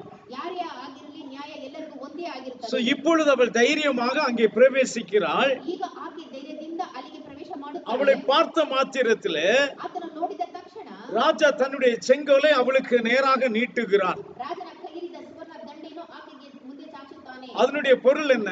ಅದರ ಅರ್ಥವೇನು? என் கண்களிலே உனக்கு தயவு கிடைத்தது என்று சொல்லுகிறான். ನನ್ನ ಕಣ್ಣಿನಲ್ಲಿ ನಿನಗೆ ದಯೆ ಸಿಕ್ಕಿದೆ ಎಂಬುದಾಗಿ ಹೇಳುತ್ತಾನೆ. அதோடு விடவில்லை. ಅಲ್ಲಿಗೆ ಆತನು ಮುಗಿಸಲಿಲ್ಲ. உன்னுடைய ஜெபம் என்ன? ನಿನ್ನ ವಿಜ್ಞಾಪನೆ ಏನು? நீ இந்த ராஜ்யத்தில் பாதி கேட்டால் கூட அதை நான் தருவேன் என்று சொல்லுகிறார். ನನ್ನ ರಾಜ್ಯದ ಅರ್ಥವನ್ನು ಕೇಳಿದರೂ ನಾನು ನಿನಗೆ ಕೊಡುತ್ತೇನೆ ಎಂಬುದಾಗಿ ಹೇಳುತ್ತಾನೆ. காரணம் என்ன? ಕಾರಣವೇನು? அது அவருடைய மாமிசம். ಅದು ರಾಜನ ಮಾಂಸವಾಗಿದ್ದಾನೆ. அது அவருடைய மாமிசமா இருக்கும் பொழுது ಆತನ ಮಾಂಸವಾಗಿ ಇರುವುದರಿಂದ அங்கே ஜெபத்திற்கு எந்த தடையும் இருக்காது. ಆತನ ಪ್ರಾರ್ಥನೆಗೆ ಯಾವ ತಡೆಯೂ ಇರುವುದಿಲ್ಲ. ಇಲ್ಲ. இதை அறிந்த சங்கீதக்காரன் தான் சொல்லுகிறார், மாமிசமான யாவரும் உம்மிடத்தில் வருவார்கள் என்று சொல்லி. ಇದನ್ನು ತಿಳಿದುಕೊಂಡಿದ್ದ ಕೀರ್ತನೆಗಾರನು ಹೇಳುತ್ತಾನೆ, ನರರೆಲ್ಲರೂ ನಿನ್ನ ಬಳಿಗೆ ಬರುವರು ಎಂಬುದಾಗಿ. ஆக இன்றைக்கு நம்முடைய ஜெபங்கள் உடனே கேட்கப்பட வேண்டுமானால் ಈ ದಿನಗಳ ಪ್ರಾರ್ಥನೆಯನ್ನು ಆತನು ತಕ್ಷಣ ಕೇಳಬೇಕಾದರೆ நாம் அவருடைய மாமிசமாய் மாற வேண்டும். ನಾವು ಆತನ ಮಾಂಸವಾಗಿ ಬದಲಾವಣೆ ಆಗಬೇಕು. ஹல்லேலூயா. ஹalleluya. அது ஒன்று மிகவும் கஷ்டமான காரியம் அல்ல. ಅದು ತುಂಬಾ ಕಷ್ಟಕರವಾದ ವಿಷಯವಲ್ಲ. அவருடைய மாமிசமாக மாறுவது மிகவும் எளிது. ಆತನ ಮಾಂಸವಾಗಿ ಮಾರ್ಪಡುವುದು ಸುಲಭವಾಗಿದೆ. ஒரு மனிதன் ஒரு மனுஷி இருவரும் எப்பொழுது ஒரே மாம்சமாக மாறுகிறார்கள்? ಒಬ್ಬ ಮನುಷ್ಯ ಯಾವಾಗ ಒಂದೇ ಮಾಂಸವಾಗಿ ಮಾರ್ಪಡುವರು? ஒரு திருமணத்தின் மூலம் ரெண்டு பேரும் ஒரே மாம்சமாக மாறிவிடுகிறார்கள். ಒಂದು ಮದುವೆಯ ಮುಖಾಂತರ ಇಬ್ಬರು ಒಂದೇ ಮಾಂಸವಾಗಿ ಮಾರ್ಪಡುತ್ತಾರೆ. ஏனென்றால் அந்த திருமணத்திலே அவர்கள் நல் மனசாட்சியின் உடன்படிக்கை பண்ணிக் கொள்ளுகிறார்கள். ಏಕೆಂದರೆ ಆ ಮದುವೆಯಲ್ಲಿ ಅವರು ಒಳ್ಳೆಯ ಮನಸಾಕ್ಷಿಯ ಒಡಂಬಡಿಕೆಯನ್ನು அந்த ಮಾಡಿಕೊಳ್ಳುತ್ತಾರೆ. நல் மனசாட்சியின் உடன்படிக்கையினாலே ಆ ಒಳ್ಳೆಯ ಮನಸಾಕ್ಷಿಯಿಂದ ಮಾಡಿಕೊಂಡಂತ ಒಡಂಬಡಿಕೆಯಿಂದ அவர்கள் இருவரும் ஒரே மாமிசமாய் மாறிவிடுகிறார்கள். ಅವರಿಬ್ಬರು ಒಂದೇ ಮಾಂಸವಾಗಿ ಮಾರ್ಪಡುತ್ತಾರೆ. அப்ப வேதத்தில் அப்படிப்பட்டதான ஒரு நல் மனசாட்சியின் உடன்படிக்கை என்று எதை சொல்லுகிறது வேதம்? ಹಾಗಿದ್ದ ಮೇಲೆ ಸತ್ಯವೇದದಲ್ಲಿ ಒಳ್ಳೆಯ ಮನಸಾಕ್ಷಿ ಒಡಂಬಡಿಕೆ ಎಂದು ಯಾವುದನ್ನು ಹೇಳುತ್ತದೆ? 1 பேதுரு 3ஆம் அதிகாரம், 1 Peter chapter 3 verse 21. ಒಂದು ಪೇತ್ರನ ಪುಸ್ತಕ 3ನೇ ಅಧ್ಯಾಯ 21ನೇ ವಚನ. ಆ ನೀರಿಗೆ ಅಪರಿಮವಾದ ದೀಕ್ಷಾ ಸ್ಥಾನವು ಯಾಕುಶ್ವ ಮೆಸ್ಸಿಯನ ಪುನರುತ್ಥಾನದ ಮೂಲಕ ಈಗ ನಮ್ಮನ್ನು ರಕ್ಷಿಸುತ್ತದೆ. ಅದು ಮೈ ಕೊಳೆಯನ್ನು ಹೋಗಲಾಡಿಸುವಂತದ್ದಲ್ಲ, ಒಳ್ಳೆ ಮನಸಾಕ್ಷಿ ಬೇಕೆಂದು ಅವರಿಗೆ ವಿಜ್ಞಾಪಿಸಿಕೊಳ್ಳುವಂತದ್ದೇ. ஹல்லேலூயா. ஹalleluya. அதற்கு ஒப்பனையான ஞானஸ்நானமானது மாம்ச அழுக்கை நீக்குதலாய் இராமல் தேவனை பற்றும் நல் மனசாட்சியின் உடன்படிக்கையாய் இருந்து இப்பொழுது நம்மையும் யாகுஷுவ மசிகாவினுடைய உயிர்த்தெழுதலினாலே ரட்சிக்கிறது. அல்லேலூயா. ஹalleluya. அப்ப இந்த ஞான ஸ்நானம் என்பது என்னவாக இருக்கிறது? ಈ ದೀಕ್ಷಾ ಸ್ಥಾನ ಎಂಬುದು ಏನಾಗಿದೆ? எப்படி ஒரு மனைவி கணவனோடு, கணவன் மனைவியோடு நல் மனசாட்சியில் ஒரு உடன்படிக்கை பண்ணி கொள்ளுகிறார்களோ, ಯಾವಾಗ ಹೆಂಡತಿ ಗಂಡನೊಂದಿಗೆ, ಗಂಡ ಹೆಂಡತಿಯೊಂದಿಗೆ ಒಳ್ಳೆ ಮನಸಾಕ್ಷಿಯ ಒಡಂಬಡಿಕೆ ಮಾಡಿಕೊಳ್ಳುತ್ತಾರೋ, அதே போல யாரோவா இருந்த நாம் ಯಾರೋ ಆಗಿದ್ದಂತ ನಾವು தேவனோடு கூட ஒரு நல் மனசாட்சியின் உடன்படிக்கை பண்ணி கொள்ளுகிறோம். ದೇವರೊಂದಿಗೆ ನಾವು ಒಳ್ಳೆಯ ಮನಸಾಕ್ಷಿಯ ಒಡಂಬಡಿಕೆಯನ್ನು அந்த ಮಾಡಿಕೊಳ್ಳುತ್ತೇವೆ. நல் மனசாட்சியின் உடன்படிக்கையின் வழியாக ಆ ಒಳ್ಳೆಯ ಮನಸಾಕ್ಷಿ ಒಡಂಬಡಿಕೆಯ ಮಾರ್ಗವಾಗಿ நம்மை அவரோடு இணைத்துக் கொள்ளுகிறோம். ನಮ್ಮನ್ನು ಆತನೊಂದಿಗೆ ನಾವು ಹೊಂದಾಣಿಕೆ ಮಾಡಿಕೊಳ್ಳುತ್ತೇವೆ. அவரை நம்முடைய இரட்சகராக ஏற்றுக்கொள்ளுகிறோம். ನಾವು ಆತನ ನಮ್ಮ ರಕ್ಷಕನಾಗಿ ಒಪ್ಪಿಕೊಳ್ಳುತ್ತೇವೆ. அவரை நம்முடைய தேவனாக நாம் ஏற்றுக்கொள்ளுகிறோம். ಅವರನ್ನು ನಮ್ಮ ದೇವರಾಗಿ ನಾವು ಒಪ್ಪಿಕೊಳ್ಳುತ್ತೇವೆ. அவரை நம்முடைய நாதாவாக நாம் ஏற்றுக்கொள்ளுகிறோம். ಆತನನ್ನು ನಮ್ಮ ನಾದನಾಗಿ ನಾವು ಒಪ್ಪಿಕೊಳ್ಳುತ್ತೇವೆ. அப்பொழுது நாம் அவருடைய மனவாட்டியாக மாறிவிடுகிறோம். ಆಗ ನಾವು ಆತನ ಪತ್ನಿಯಾಗಿ ಮಾರ್ಪಡುತ್ತೇವೆ. ஆமென். ಆಮೆನ್. ஹல்லேலூயா. ஹalleluya. சோ அந்த உடன்படிக்கையின் மூலமாக ಆ ಒಡಂಬಡಿಕೆಯ ಮುಖಾಂತರವಾಗಿ நாம் அவருடைய மாம்சமாய் மாறிவிடுகிறோம். ನಾವು ಆತನ ಮಾಂಸವಾಗಿ ಮಾರ್ಪಡುತ್ತೇವೆ. இப்பொழுது அவருடைய மாம்சமாய் மாறினவர்கள் ஜெபிக்கும் பொழுது ಈಗ ಆತನ ಮಾಂಸವಾಗಿ ಮಾರ್ಪಟ್ಟವರು ಪ್ರಾರ್ಥನೆ ಮಾಡುವಾಗ அந்த ஜெபத்தை அவர் உடனடியாக கேட்கிறார். ಅಂತವರ ಪ್ರಾರ್ಥನೆಯು ಆತನು ತಕ್ಷಣ ಕೇಳುವನಾಗಿದ್ದಾನೆ. எந்த வழியிலே கேட்க போகிறார்? ಯಾವ ಮಾರ್ಗವಾಗಿ ಕೇಳಲು ಹೋಗುತ್ತಿ? உனக்கு என்ன வேண்டும்? ನಿನಗೆ ಏನು ಬೇಕು? நீ ராஜ்யத்தில் பாதி கேட்டாலும் அதை நான் உனக்கு தருவேன் என்று ನನ್ನ ರಾಜ್ಯದಲ್ಲಿ ಅರ್ಧವನ್ನು ಕೇಳಿದ್ರು ನಾನು ನಿನಗೆ ಕೊಡುತ್ತೇನೆ. ஹல்லேலூயா. ஹalleluya. அது வெறும் மாமிசமானவர்களுக்கு மட்டுமே அவர் காண்பிக்கிறதான ஒரு கிருபை. ತನ್ನ ಮಾಂಸವಾಗಿ ಇರುವವರಿಗೆ ತೋರಿಸುವಂತಹ ಆತನ ಒಂದು ಕೃಪೆಯಾಗಿದೆ. சோ அந்த கிருபையை நாம் பெற்றுக்கொள்ள வேண்டுமானால் ಆ ಕೃಪೆಯನ್ನು ನಾವು ಪಡೆದುಕೊಳ್ಳಬೇಕಾದರೆ நாம் சீக்கிரத்தில் அவருடைய மாம்சமாய் மாற வேண்டும். ನಾವು ಬೇಗ ಆತನ ಮಾಂಸವಾಗಿ ಮಾರ್ಪಡಬೇಕು. அப்பொழுது நம்முடைய ஜெபங்கள் உடனடியாக கேட்கப்படும். ಆಗ ನಮ್ಮ ಪ್ರಾರ್ಥನೆ ತಕ್ಷಣ ಕೇಳಲ್ಪಡುತ್ತದೆ. நாம் வேண்டிக் கொள்வதற்கு அதிகமாக நமக்கு அவர் நன்மை செய்வார். ನಾವು ಕೇಳುವುದಕ್ಕೆ ಅಧಿಕವಾಗಿ ಆತ ನಮಗೆ ಒಳ್ಳೆಯದನ್ನು ಮಾಡುವನಾಗಿದ್ದಾನೆ. அங்க எஸ்தர் ராஜாத்துக்கு ராஜ்யத்தின் பகுதி எல்லாம் வேண்டாம் அவளுக்கு. ಆ ಎಸ್ತರ್ ರಾಣಿಗೆ ರಾಜ್ಯದಲ್ಲಿ ಅರ್ಧ ಭಾಗ ಬೇಕಾಗಿಲ್ಲ. அவளுடைய ஜெபம் வெறும் சிறு விண்ணப்பமாகத்தான் இருந்தது. ಆತನ ಪ್ರಾರ್ಥನೆ ಒಂದು ಸಣ್ಣ ವಿಜ್ಞಾಪನೆಯಾಗಿದೆ. ಆಗಿತ್ತು. என் ஜனங்களுக்கு ஒரு விடுதலை வேண்டும் என்கிற ஒரே ஒரு விண்ணப்பம் தான் அவளுக்கு இருந்தது. ನನ್ನ ಜನರಿಗೆ ಬಿಡುಗಡೆ ಬೇಕು ಎಂಬ ಒಂದೇ ಒಂದು ವಿಜ್ಞಾಪನೆ ಆತಳದಾಗಿತ್ತು. ஆனால் ராஜாவோ ராஜ்யத்தின் பாதியை கூட அவளுக்கு கொடுக்க ஆயத்தமாயிருந்தார். ಆದರೆ ರಾಜನಾದರೂ ರಾಜ್ಯದಲ್ಲಿ ಅರ್ಧ ಭಾಗವನ್ನು ಕೊಡಲು ಸಿದ್ಧವಾಗಿದ್ದನು. அதுதான் அவளுடைய மாமிசமானவர்களுக்கு கிடைக்கக்கூடியதான கிருபை. ಅದುವೇ ತನ್ನ ಮಾಂಸವಾಗಿರೋರಿಗೆ ಸಿಗುವಂತ ಒಂದು ದೊಡ್ಡ ಕೃಪೆಯಾಗಿದೆ. அருமையான தேவ பிள்ளையே, ಹೌದು ಪ್ರೀತಿಯ ದೇವರ ಮಕ್ಕಳೇ, அப்படி இருக்கிறதுனால எவ்வளவு சீக்கிரம் நாம் அவருடைய மாம்சமாக மாற முடியுமோ அவ்வளவு சீக்கிரத்திலே அவருடைய மாம்சமாக நாம் மாறும் பொழுது இந்த கிருபைக்குரியவர்களாய் நாம் மாறிவிடுகிறோம். ಹೌದು ಪ್ರಿಯವಾದ ದೇವರ ಮಕ್ಕಳೇ, ನಾವು ಎಷ್ಟು ಬೇಗ ಆತನ ಮಾಂಸವಾಗಿ ಮಾರ್ಪಡುತ್ತೇವೋ ಅಷ್ಟು ಬೇಗ ನಾವು ಆತನ ಕೃಪೆಯನ್ನು ಹೊಂದಿಕೊಳ್ಳುವ ಭಾಗದಲ್ಲಿ ಸೇರುತ್ತೇವೆ. ஹல்லேலூயா. ஹல்லேலೂயா. எப்படியானாலும் அப்படியே நாம் இல்லாமல் போனாலும் கூட ಅದೇ ರೀತಿ ನಾವು ಇಲ್ಲದೆ ಹೋದರೂ ಕೂಡ அவர் நம்முடைய ஜெபத்தை தள்ளுவதில்லை. ಆತನ ಪ್ರಾರ್ಥನೆ ತಳ್ಳುವವನಲ್ಲ. நாம் எந்த சூழ்நிலையிலே அவரை நோக்கி நாம் ஜெபித்தாலும் ಎಂತ ಪರಿಸ್ಥಿತಿಯಲ್ಲಿ ನಾವು ಆತನ ನೋಡಿ ಕರೆದರೂ ಕೂಡ அவர் கண்டிப்பாக செவி கொடுக்கிறார். ಖಂಡಿತವಾಗಲೂ ತನ್ನ ಪ್ರಾರ್ಥನೆಯನ್ನು ಆಲಿಸುತ್ತಾನೆ. பிலிப்பியர் 4ஆம் அதிகாரம் 6-7 வசனங்களை நாம் வாசிக்கலாம். Philippians chapter 4 verses 6 and 7. ಫಿಲಿಪ್ಪಿಯರಿಗೆ ಪುಸ್ತಕ 4ನೇ ಅಧ್ಯಾಯ 6-7 ವಚನಗಳು. ಯಾವ ಸಂಬಂಧವಾಗಿಯೂ ಚಿಂತೆ ಮಾಡದೆ ಸರ್ವ ವಿಷಯದಲ್ಲಿ ದೇವರ ಮುಂದೆ ಕೃತಜ್ಞತಾ ಸ್ತುತಿಯನ್ನು ಪ್ರಾರ್ಥನೆ ವಿಜ್ಞಾಪನೆಗಳನ್ನು ಮಾಡುತ್ತಾ ನಿಮಗೆ ಬೇಕಾದುದನ್ನು ತಿಳಿಯಪಡಿಸಿರಿ. ಆಗ ಎಲ್ಲ ಗ್ರಹಿಕೆಯನ್ನು ಮೀರುವ ದೇವ ಶಾಂತಿಯು ನಿಮ್ಮ ಹೃದಯಗಳನ್ನು ಯೋಚನೆಗಳನ್ನು மெசியா யாக்கோபನಲ್ಲಿ காணுವುದು. ஆமென். ஆமென். ஆமென். நீங்கள் ஒன்றுக்கும் கவலைப்படாமல், ஹல்லேலூயா, ஹல்லேலூயா, நீங்கள் ஜெபிக்க வேண்டியதிலே முதலாவது தெரிந்து கொள்ள வேண்டிய விஷயம் என்னவென்றால் நீங்கள் எதற்குமே கவலைப்படக்கூடாது. ನೀವು ಪ್ರಾರ್ಥನೆ ಮಾಡುವುದರಲ್ಲಿ ಮೊದಲನೇದಾಗಿ ತಿಳಿದುಕೊಳ್ಳುವ ವಿಷಯ ಏನೆಂದರೆ ನೀವು ಯಾವುದಕ್ಕೂ ಚಿಂತೆ ಪಡಬಾರದು. இன்னைக்கு அநேகர் கவலைப்பட்டதினால் தான் ஜெபிக்க போகிறோம். ಈ ದಿನಗಳಲ್ಲಿ ಅನೇಕರು ಚಿಂತೆ ಮಾಡುವುದರಿಂದನೇ ಪ್ರಾರ್ಥನೆ ಮಾಡಲು ಹೋಗುತ್ತಾರೆ. அல்லது கவலைப்பட்டு கொண்டே நாம் ஜெபிக்க போகிறோம். ಅಲ್ಲದೆ ಚಿಂತೆ ಮಾಡಿಕೊಂಡೇ ಪ್ರಾರ್ಥನೆ ಮಾಡಲು ஆனால் ಹೋಗುತ್ತೇವೆ. ஜெபிக்க போவதற்கு முன்பாக ஒரு காரியம் செய்ய வேண்டும். ಚಿಂತೆ ಮಾಡುವುದಕ್ಕೆ ಮುಂಚಿತವಾಗಿ ಒಂದು ಕಾರ್ಯವನ್ನು ಮಾಡಬೇಕು. நீங்கள் கவலைப்படக்கூடாது. ನೀವು ಚಿಂತೆ ಮಾಡಬಾರದು. ஹல்லேலூயா. ஹல்லேலூயா. நீங்கள் எதற்கும் கவலைப்படக்கூடாது. ನೀವು ಯಾವುದಕ್ಕೂ ಚಿಂತೆ ಪಡಬಾರದು. கவலைப்படாமல் என்ன செய்ய வேண்டும்? ಚಿಂತೆ ಮಾಡದೆ ಏನು ಮಾಡಬೇಕು? எல்லாவற்றையும் குறித்து உங்கள் விண்ணப்பங்களை ஸ்தோத்திரத்தோட கூடிய ஜெபத்தினாலும் வேண்டுதலினாலும் தேவனுக்கு தெரியப்படுத்துங்கள். ಸರ್ವ ವಿಷಯದಲ್ಲಿ ದೇವರ ಮುಂದೆ ಕೃತಜ್ಞತಾ ಸ್ತುತಿಯನ್ನು ಪ್ರಾರ್ಥನೆ ವಿಜ್ಞಾಪನೆಗಳನ್ನು ಮಾಡುತ್ತಾ ನಿಮಗೆ ಬೇಕಾದುದನ್ನು ತಿಳಿಯಪಡಿಸಿರಿ. நீங்கள் அப்படி தேவனுக்கு தெரியப்படுத்தினால் என்ன நடக்கும்? ನೀವು ಆ ರೀತಿ ದೇವರಿಗೆ ತಿಳಿಯಪಡಿಸಿದರೆ ಏನಾಗುತ್ತದೆ? அப்பொழுது எல்லா புத்திக்கும் மேலான தேவ சமாதானம் உங்கள் இருதயங்களையும் உங்கள் சிந்தைகளையும் மஷிகா யெகோஷுவாவுக்குள்ளாக காத்துக்கொள்ளும். ಆಗ ಎಲ್ಲ ಗ್ರಹಿಕೆಯನ್ನು ಮೀರುವ ದೇವ ಶಾಂತಿಯು ನಿಮ್ಮ ಹೃದಯಗಳನ್ನು ಯೋಚನೆಗಳನ್ನು ಮೆಸ್ಸಿಯ ಯಾಕೋಬನಲ್ಲಿ ಕಾಯುವುದು. எப்பொழுது? ಯಾವಾಗ? எப்பொழுது இந்த எல்லா புத்திக்கும் மேலான தேவ சமாதானம் நமக்கு வருகிறது?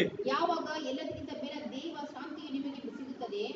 நீங்கள் ஜெபித்து அதற்கு அவர் பதில் கொடுத்த பிறகா அல்லது பதில் கொடுப்பதற்கு முன்பாகவா? ನೀವು ಪ್ರಾರ್ಥನೆ ಮಾಡಿ ನಿಮಗೆ ಉತ್ತರ ಸಿಕ್ಕಿದ ಮೇಲೆ ಉತ್ತರ ಸಿಗುವುದಕ್ಕೆ ಮುಂಚೆಯೇ?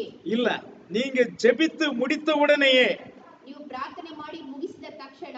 ஹல்லேலூயா. ஹல்லேலூயா. ஜெபித்து முடித்த உடனேயே எல்லா புத்திக்கும் மேலான தேவ சமாதானம் உங்கள் இருதயத்திற்குள் வந்து விடுகிறது. ನೀವು ಪ್ರಾರ್ಥನೆ ಮಾಡಿ ಮುಗಿಸಿದ ತಕ್ಷಣ ಎಲ್ಲ ಗ್ರಹಿಕೆಯನ್ನು ಮೀರುವ ದೇವ ಶಾಂತಿಯು ನಿಮ್ಮ ಹೃದಯಗಳಲ್ಲಿ ತುಂಬುತ್ತದೆ. பதில் என்றைக்கு வருகிறதோ தெரியாது.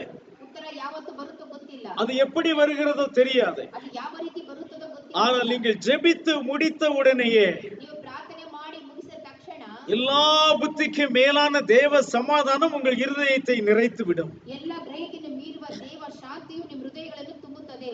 அதற்கு பிறகும் நீங்கள் கவலைப்பட்டு கொண்டிருந்தீர்களானால் ಆದ ಮೇಲೆಯೂ ನೀವು ಚಿಂತೆ ಮಾಡುತ್ತಲೇ ಇರುವುದಾದರೆ நீங்கள் உண்மையாகவே ஜெபிக்கவில்லை. ನೀವು ನಿಜವಾಗಲೂ ಪ್ರಾರ್ಥನೆ ಮಾಡಲಿಲ್ಲ. நீங்கள் உண்மையான ஜெபத்தை அவரிடத்தில் ஏறெடுத்தீர்களானால் ನೀವು ನಿಜವಾದ ಪ್ರಾರ್ಥನೆಯನ್ನು ಆತನಿಗೆ ನೀವು ಇಟ್ಟಿರುವುದಾದರೆ அப்படி ஜெபித்தவர்களுக்கு மனசுல என்ன வரும்? ಆ ರೀತಿ ಪ್ರಾರ್ಥನೆ ಮಾಡಿದವರಿಗೆ ಮನಸ್ಸಲ್ಲಿ ಏನು ಬರುತ್ತದೆ? நான் என்னுடைய விண்ணப்பத்தை எங்கே சேர்க்க வேண்டுமோ அங்கே நான் சேர்த்து விட்டேன்.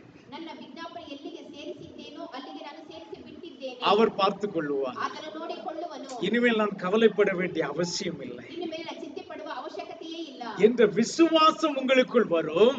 ಎಂಬುವ ನಂಬಿಕೆ ನಿಮ್ಮಲ್ಲಿ அந்த ಬರುತ್ತದೆ. விசுவாசம் உங்களுக்குள் வந்தவுடனேயே ಆ ನಂಬಿಕೆ ನಿಮ್ಮಲ್ಲಿ ಬಂದ ತಕ್ಷಣ உங்களுக்குள் தேவ சமாதானம் வந்து விடுகிறது. ನಿಮ್ಮಲ್ಲಿ ದೇವ ಶಾಂತಿಯು ಬರುತ್ತದೆ. சிலருக்கு பதில் கிடைத்தால் தான் தேவ சமாதானம் வரும். ಕೆಲವರಿಗೆ ಉತ್ತರ ಸಿಕ್ಕಿದರೆ ಮಾತ್ರ ದೇವ ಶಾಂತಿಯು ಬರುತ್ತದೆ. ஆனால் அவரை விசுவாசிப்பவர்களுக்கோ, ಆದರೆ ದೇವರನ್ನು ನಂಬುವವರಿಗೆ அவரிடத்தில் சொன்னவுடனேயே சமாதானம் வந்துவிடும். ಆತನ ಬಳಿಯಲ್ಲಿ ಹೇಳಿದ ತಕ್ಷಣ ಅವರಿಗೆ ಸಮಾಧಾನ ಉಂಟಾಗುತ್ತದೆ. அல்லேலூயா. ஹalleluya. நிச்சயமாக அந்த விண்ணப்பத்தை அவர் வெட்கப்படவே விட மாட்டார். ಖಂಡಿತವಾಗಲೂ ನಾವು ಮಾಡಿದ ವಿಜ್ಞಾಪನೆಗೆ ಆತನು ನಮ್ಮನ್ನು ನಾಚಿಕೆಗೆ ಒಳಪಡಿಸುವುದೇ ಇಲ್ಲ. உங்கள் ஜெபம் வீணாய் போவதே இல்லை. ನಿಮ್ಮ ಪ್ರಾರ್ಥನೆ ಎಂದಿಗೂ ಕಮ್ಮಿ ಆಗುವುದೇ ಇಲ್ಲ. அவர் கண்டிப்பாக தம்முடைய கணக்கிலே அதை வைத்திருக்கிறார். ಖಂಡಿತವಾಗಲೂ ಆತನ ಲೆಕ್ಕದಲ್ಲಿ ತಮ್ಮ ವಿಜ್ಞಾಪನೆ ಇಟ್ಟುಕೊಂಡಿದ್ದಾನೆ. ஏற்ற வேளையிலே அந்த பதில் வரும். ತಕ್ಕ ಸಮಯದಲ್ಲಿ ಉತ್ತರ ಸಿಗುತ್ತದೆ. ஆனால் அவரிடத்திலே நாம் நம்முடைய விண்ணப்பத்தை தெரியப்படுத்தி விட்டோம் என்றால், ಆತನ ಸಮೀಪದಲ್ಲಿ ನಾವು ವಿಜ್ಞಾಪನೆ ತಿಳಿಯಪಡಿಸಿದರೆ நாம் செய்ய வேண்டிய காரியம், ನಾವು ಮಾಡುವಂತ ವಿಷಯ, அதற்கு பிறகு நாம் கவலையே படக்கூடாது.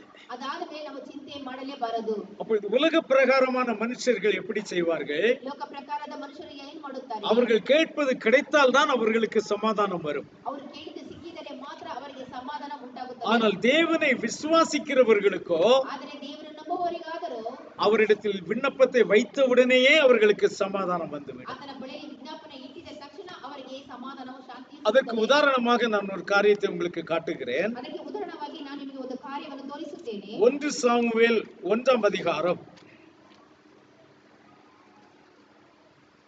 1 சாமுவேல் 1 அதிகாரம் 17, 18 வசனங்கள். ಒಂದು ಸಾಮುವೇಲನ ಪುಸ್ತಕ 1ನೇ ಅಧ್ಯಾಯ 17, 18 ವಚನಗಳು. ಆಗ ಏಲಿಯು ಆಕೆಗೆ, ಸಮಾಧಾನದಿಂದ ಹೋಗು, ಇಸ್ರಾಯೇಲ್ ದೇವರು ನಿನ್ನ ಪ್ರಾರ್ಥನೆಯನ್ನು ನೆರವೇರಿಸಲಿ ಅನ್ನಲು ಏಲಿಗೆ, ನಿನ್ನ ದಾಸಿಯ ಮೇಲೆ ಕಟಾಕ್ಷವಿರಲಿ ಎಂದು ಹೇಳಿ ಹೊರಟು ಹೋಗಿ ಊಟ ಮಾಡಿದಳು. ಆಮೇಲೆ ಆಕೆಯ ಮೋರೆಯಲ್ಲಿ ದುಃಖವು ಕಾಣಲಿಲ್ಲ. ஆமென். ஹல்லேலூயா. ஹalleluya. இங்கே ஒரு ஸ்திரீயானவள் குழந்தை வேண்டும் என்று சொல்லி அநேக நாட்கள் ஜெபித்துக் கொண்டிருக்கிறாள். ಇಲ್ಲಿ ಒಬ್ಬ ಸ್ತ್ರೀಯು ತನ್ನ ಮಗುವಿಗಾಗಿ ಅನೇಕ ದಿನದಿಂದ ಪ್ರಾರ್ಥನೆಯನ್ನು ಮಾಡುತ್ತಿದ್ದಾಳೆ. காரணம், அவளை அநேகர் பரிகசித்தார்கள். ಕಾರಣ ಆಕೆಯನ್ನು ಅನೇಕರು ಪರಿಹಾಸ್ಯ ಮಾಡಿದರು. அவளுக்கும் குழந்தை வேண்டும் என்ற ஏக்கம் இருந்தது. ಆಕೆಗೂ ತನಗೆ ಮಗು ಬೇಕು ಎಂಬ ವಾಂಛೆ ಇತ್ತು. சோ இப்பொழுது அவள் தேவனுடைய ஆலயத்தில் ஜெபிக்க வருகிறாள். ಈಗ ಆಕೆ ದೇವರ ಆಲಯದಲ್ಲಿ ಪ್ರಾರ್ಥನೆ ಮಾಡಲು ಬರುತ್ತಾಳೆ. இங்கே மணிக்கணக்காக ஜெபித்துக் கொண்டே இருக்கிறாள். ಇಲ್ಲಿ ಬಂದು ಗಂಟೆಗಟ್ಟಲೆ ಪ್ರಾರ್ಥನೆ ಮಾಡುತ್ತಲೇ ಇದ್ದಾಳೆ. அவள் ஜெபித்தது அவளுடைய வாயை விட்டு வெளியே வரவில்லை. ಆಕೆ ಪ್ರಾರ್ಥನೆ ಮಾಡಿದ್ದು ತನ್ನ ಬಾಯಿಂದ ಶಬ್ದ ಹೊರಗಡೆ ಬರಲೇ ಇಲ್ಲ. ஆக அவளை பார்க்கும் பொழுது முணுமுணுக்கிறவளை போல காணப்படுகிறாள். ಆಕೆ ನೋಡುವಾಗ ಬರೀ ಬಾಯಿ ಅಲ್ಲಾಡಿಸುವವಳಾಗಿದ್ದಳು. அப்ப தூரத்திலிருந்து அவளை கவனித்த ஏலி என்ற ஆசாரியனுக்கு என்ன புரிந்தது? ಆಗ ದೂರದಿಂದ ಗಮನಿಸಿದ ಏಲಿ ಎಂಬ ಪ್ರವಾದಿಗೆ ಏನು ಗೊತ್ತಾಯಿತು? அவள் குடிவெறியினாலே அவள் புலம்பிக் கொண்டிருக்கிறாள் என்று நினைத்தார். ಆ ಯಾಜಕನಿಗೆ ಆತಳು ಮಧು ಅಮಲಿನಿಂದ ಆತಳು ಮಾತನಾಡುತ್ತಿದ್ದಾಳೆ ಎಂದು ಆತನ ತಿಳಿದುಕೊಂಡನು. அப்படி அவளிடத்தில் கேட்கும் பொழுது, ಆ ರೀತಿ ಬಂದು ಆ ಯಾಜಕನು ಆತನ ಬಳಿಯಲ್ಲಿ ಬಂದು ಕೇಳುವಾಗ, அப்பொழுது அவள் சொல்லுகிறாள், ಆಗ ಆಕೆ ಹೇಳುತ್ತಾಳೆ, நான் அப்படி ஒன்றும் குடிக்கவில்லை ஐயா. ನಾನು ಆ ರೀತಿ ಏನು ಕುಡಿಯಲಿಲ್ಲ. 15 வசனம். ಅದಕ್ಕೆ ಅಣ್ಣಳು, ಸ್ವಾಮಿ ಆಗಲ್ಲ, ನಾನು ಬಹು ದುಃಖ ಪೀಡಿತಳು, ದ್ರಾಕ್ಷ ರಸವನಾದರೂ ಬೇರೆ ಯಾವ ಮದ್ಯವನಾದರೂ ಕುಡಿಯುವುದಲ್ಲ, ನನ್ನ ಮನ ವೇದನೆಯನ್ನು ಯಾಕೋವನ ಮುಂದೆ ಉಯ್ದಿದ್ದೇನೆ. அல்லேலூயா. ஹalleluya. அதற்கு அன்னாள் பிரதியுத்தரமாக, அப்படி அல்ல என் ஆண்டவனே, நான் மன கிளேசம் உள்ள ஸ்திரீ, நான் திராட்சரசமாகிலும் மதுவாகிலும் குடிக்கவில்லை, நான் யாகுவாவுடைய சந்நிதியிலே என் இருதயத்தை ஊற்றி விட்டேன். அல்லேலூயா. ஹalleluya. இங்கே எப்படி ஜெபித்திருக்கிறாள் என்று பாருங்கள். ಇಲ್ಲಿ ಈಕೆ ಯಾವ ರೀತಿ ಪ್ರಾರ್ಥನೆ ಮಾಡಿದಳು ಎಂಬುದಾಗಿ யாகுவாவுடைய சமூகத்திலே தன்னுடைய இருதயத்தையே ஊற்றி விட்டாள். ಯಾಕೋವನ ಸಮ್ಮುಖದಲ್ಲಿ ತನ್ನ ಮನೋವೇದನೆಯನ್ನು ಉಯ್ದಿದ್ದಾಳೆ. அடுத்த வசனத்தில் சொல்லுகிறாள், ನಿನ್ನ ದಾಸಿಯಾದ ನನ್ನನ್ನು ಅಯೋಗ್ಯಳೆಂದು ನೆನೆಸಬೇಡ, ಈವರೆಗೂ ನನ್ನ ಹೆಚ್ಚಾದ ಚಿಂತೆಯನ್ನು ವ್ಯಥೆಯನ್ನು ಅರಿಕೆ ಮಾಡಿಕೊಳ್ಳುತ್ತಿದ್ದೇನೆ ಎಂದು ಹೇಳಿದಳು. உம்முடைய அடியாளை பேலியாளின் மகளாக எண்ணாதையும், மிகுதியான விசாரத்தினாலும் கிளேசத்தினாலும் இந்நேரம் மட்டும் நான் விண்ணப்பம் பண்ணினேன் என்றாள். அல்லேலூயா. ஹalleluya. தான் என்ன விதமாக தேவனுடைய ஆலயத்தில் ஜெபித்தேன் என்பதை அவள் வெளிப்படுத்துகிறாள். ನಾನು ಯಾವ ರೀತಿ ದೇವರ ಆಲಯದಲ್ಲಿ ಪ್ರಾರ್ಥನೆ ಮಾಡಿದ್ದೇನೆ ಎಂಬುದಾಗಿ ಆಕೆ ಆತನಿಗೆ ತಿಳಿಸುತ್ತಿದ್ದಾಳೆ. அப்ப இதை கேட்ட ஏலி என்கிற ஆசாரியன் சொல்லுகிறான், ಇದನ್ನು ಕೇಳಿದಂತ ಏಲಿ நீ சமாதானத்தினுடைய போ, ನೀ ಸಮಾಧಾನದಿಂದ ಹೋಗು, நீ இஸ்ரவேலின் தேவனிடத்திலே கேட்ட உன் விண்ணப்பத்தின்படி அவர் உனக்கு கட்டளையிடுவாராக என்றான். ನಿನ್ನ ಇಸ್ರೇಲ್ ದೇವರ ಪ್ರಾರ್ಥನೆ ನಿನ್ನ ಪ್ರಾರ್ಥನೆ ನೆರವೇರಿಸಲಿ ಎಂಬುದಾಗಿ ಆಕೆಗೆ ಹೇಳುತ್ತಿದ್ದಾನೆ. சோ இவள் ஜெபித்திருக்கிறாள். ಈಕೆ ಪ್ರಾರ್ಥನೆ ಮಾಡಿದ್ದಾಳೆ. எதற்காக? குழந்தை வேண்டும் என்பதற்காக. ತನಗೆ ಮಗು ಬೇಕು ಎಂಬುದಕ್ಕಾಗಿ ಪ್ರಾರ್ಥನೆ அப்ப அது ಮಾಡಿದ್ದಾಳೆ. இன்னும் எத்தனை நாள் கழித்து அந்த நல்ல செய்தி அவளுக்கு கிடைக்கும்? ಎಷ್ಟು ದಿನ ಕಳೆದ ಮೇಲೆ ಆಕೆಗೆ ಆ ಒಳ್ಳೆ ಸಂದೇಶ ಸಿಗುತ್ತದೆ. அப்ப நாம் பார்த்த பிறகுதான் நாம் சமாதானம் பெற்றுக்கொள்வோம் என்றால் அவள் இன்னும் 10 மாசம் காத்திருக்க வேண்டும். ನಾನು ನೋಡಿದರೆ ಮಾತ್ರ ಸಮಾಧಾನ ಹೊಂದುತ್ತೇನೆ ಎಂದರೆ ಆಗ ಆಕೆ ಇನ್ನು 10 ತಿಂಗಳು ಕಾಯಬೇಕಾಗುತ್ತದೆ. ஆனால் இவள் என்ன செய்தாள்? ಆದರೆ ಈಕೆ ಏನು ಮಾಡಿದಳು? தன்னுடைய எல்லா விண்ணப்பங்களையும் யாகோவுடைய சமூகத்திலே ஊற்றி விட்டாள். ಆಕೆಯ ತನ್ನ ಎಲ್ಲ ವಿಜ್ಞಾಪನೆಗಳನ್ನು ಯಾಕೋ ಸಮ್ಮುಖದಲ್ಲಿ ಉಯ್ದಿದ್ದಾಳೆ. அவளுடைய துக்கங்கள் எல்லாம் இருதயத்திலிருந்து கரைந்து கண்ணீராக வந்து யாகோவுடைய சமூகத்திலே ஊற்றப்பட்டது. ಆಕೆಯ ದುಃಖವೆಲ್ಲ ಕಣ್ಣೀರ ಮುಖಾಂತರವಾಗಿ ಯಾತನ ಸಮ್ಮುಖದಲ್ಲಿ ಉಯ್ದಿದೆ. அப்படி விண்ணப்பம் பண்ணின பிறகு ಆ ರೀತಿ ವಿಜ್ಞಾಪನೆ ಮಾಡಿದ ಮೇಲೆ என்ன நடக்கிறது என்று பாருங்கள். ಏನು ನಡೆಯುತ್ತದೆ ಎಂಬುದಾಗಿ ನೋಡಿರಿ. 18ஆம் வசனத்தில் சொல்லுகிறாள், 18ನೇ ವಾಕ್ಯದಲ್ಲಿ ಹೇಳುತ್ತಾಳೆ, உம்முடைய அடியாளுக்கு உம்முடைய கண்களிலே தயை கிடைக்க கடவது ನಿನ್ನ ದಾಸಿಯ ಮೇಲೆ ಕಟಾಕ್ಷವಿರಲಿ என்று சொன்னாள். ಎಂಬುದಾಗಿ ಹೇಳಿ பின்பு அந்த ஸ்திரீ புறப்பட்டு போய் போஜனம் செய்தாள். ಆಕೆಯು ಹೊರಟು ಹೋಗಿ ಊಟ ಮಾಡಿದಳು. காரணம் என்ன? அவள் இவ்வளவு நாள் உபவாசித்து ஜெபம் பண்ணினாள். ಕಾರಣ ಆಕೆ ಇಷ್ಟು ದಿನ ಉಪವಾಸದಿಂದ ಪ್ರಾರ್ಥನೆ ಮಾಡಿದ್ದಾಳೆ. அப்புறம் அவள் துக்கமுகமாய் இருக்கவே இல்லை. ಆಮೇಲೆ ಆಕೆ ಎಂದೆಂದಿಗೂ ದುಃಖ ಮೋರೆಯಾಗಿ ಇರಲಿಲ್ಲ. ஜெபத்தினுடைய அடையாளம் இதுதான். ಪ್ರಾರ್ಥನೆಯ ಗುರುತು நாம் ಇದಾಗಿದೆ. ஒரு முறை ஜெபித்து விட்டோமானால் ನಾವು ಒಂದು ಸಲ ಪ್ರಾರ್ಥನೆ ಮಾಡಿಬಿಟ್ಟರೆ எந்த விஷயங்களுக்காக நாம் ஜெபித்தாலும் ಯಾವ ವಿಷಯಕ್ಕಾಗಿ ನಾವು ಪ್ರಾರ್ಥನೆ ಮಾಡುತ್ತೇವೋ அதன் பின்பு நாம் துக்கமாய் இருக்கவே கூடாது. ಅದಾದ ಮೇಲೆ ನಾವು ದುಃಖದಿಂದ ಇರಲೇಬಾರದು. துக்கமாய் இல்லை என்றால் தான் நாம் உண்மையாக ஜெபித்திருக்கிறோம் என்ற அர்த்தம். ನಾವು ದುಃಖದಿಂದ ಇಲ್ಲದಿದ್ದರೆ ಮಾತ್ರ ನಾವು ನಿಜವಾಗಿ ಪ್ರಾರ್ಥನೆ ಮಾಡಿದ್ದೇವೆ. உண்மையாக நம்முடைய இருதயத்தை அங்கே ஊற்றி இருக்கிறோம் என்ற அர்த்தம். ನಾವು ನಿಜವಾಗಿ ನಮ್ಮ ಮನ ವೇದನೆಯನ್ನು ಅಲ್ಲಿ ಉಯ್ದಿದ್ದೇವೆ ಎಂಬುದು ಅರ್ಥ. ஹல்லேலூயா. இப்படியாக நம்முடைய வேதனைகளை அங்கே ஊற்றி நாம் ஜெபிக்கும் பொழுது ಈ ರೀತಿಯಾಗಿ ನಮ್ಮ ವೇದನೆಯನ್ನು ಅಲ್ಲಿ ಉಯ್ದು ಪ್ರಾರ್ಥನೆ ಮಾಡುವಾಗ அதன் பின்பு நீங்கள் துக்கமாய் இருக்க வேண்டிய அவசியமே இல்லை. ಅದಾದ ಮೇಲೆ ನೀವು ದುಃಖದಿಂದ ಇರುವ ಅವಶ್ಯಕತೆಯೇ ಇಲ್ಲ. அவள் துக்கமுகமாய் இருக்கவில்லை. ಅವಳು ದುಃಖದ ಮುಖದಿಂದ ಇರಲೇ ಇಲ್ಲ. அதன் பின்பு அவள் கணவனோடு சேர்ந்தால் அதற்கு பிறகுதான் அவளுக்கு குழந்தை பிறந்தது. ಮತ್ತೆ ಆಕೆ ಹೋಗಿ ತನ್ನ ಗಂಡನೊಂದಿಗೆ ಸೇರಿ ಆಕೆಗೆ ಮಗು ಹುಟ್ಟಿತು. ஆனால் அந்த ஜெபித்த நாளிலேயே அவளுடைய துக்கம் அவளை விட்டு நீங்கி போய்விட்டது. ಆಕೆ ಪ್ರಾರ್ಥನೆ ಮಾಡಿದ ದಿನವೇ ಆ ದುಃಖವು ಆಕೆಯನ್ನು ಬಿಟ್ಟು இப்ப ಹೋಯಿತು. எல்லா புத்திக்கும் மேலான தேவ சமாதானம் அவளுடைய உள்ளத்தில் வந்து விட்டது. ಇದು ಎಲ್ಲದಕ್ಕಿಂತ ಮೇಲಾದ ದೇವರ ಸಮಾಧಾನವು ಆಕೆಗೆ ಮನಸ್ಸಿಗೆ ಬಂತು. இப்படித்தான் ஜெபிக்க வேண்டும் பிரியமானவர். ಈ ರೀತಿಯಾಗಿ ಪ್ರಾರ್ಥನೆ ಮಾಡಬೇಕು ಪ್ರಿಯರೇ. நீங்கள் இப்படி மட்டும் ஜெபித்து பாருங்கள். ನೀವು ಈ ರೀತಿ ಪ್ರಾರ್ಥನೆ ಮಾಡಿ ನೋಡಿರಿ. உங்கள் ஜெபத்திற்கு எவ்வளவு வேகமாக பதில் கிடைக்கிறது என்று பாருங்கள். ನಿಮ್ಮ ಪ್ರಾರ್ಥನೆಗೆ ಎಷ್ಟು ಬೇಗ ಉತ್ತರ ಸಿಗುತ್ತದೆ ಎಂಬುದಾಗಿ ನೋಡಿರಿ. இன்னும் சிலர் இருக்கிறார்கள், ಇನ್ನು ಕೆಲವರು ಇದ್ದಾರೆ, அவர்கள் ஜெபித்துக் கொண்டு இருக்கும் பொழுதே அவர்கள் எந்த விஷயத்திற்காக ஜெபித்தார்களோ அதனுடைய பதில் அங்கே வந்து விடுகிறது.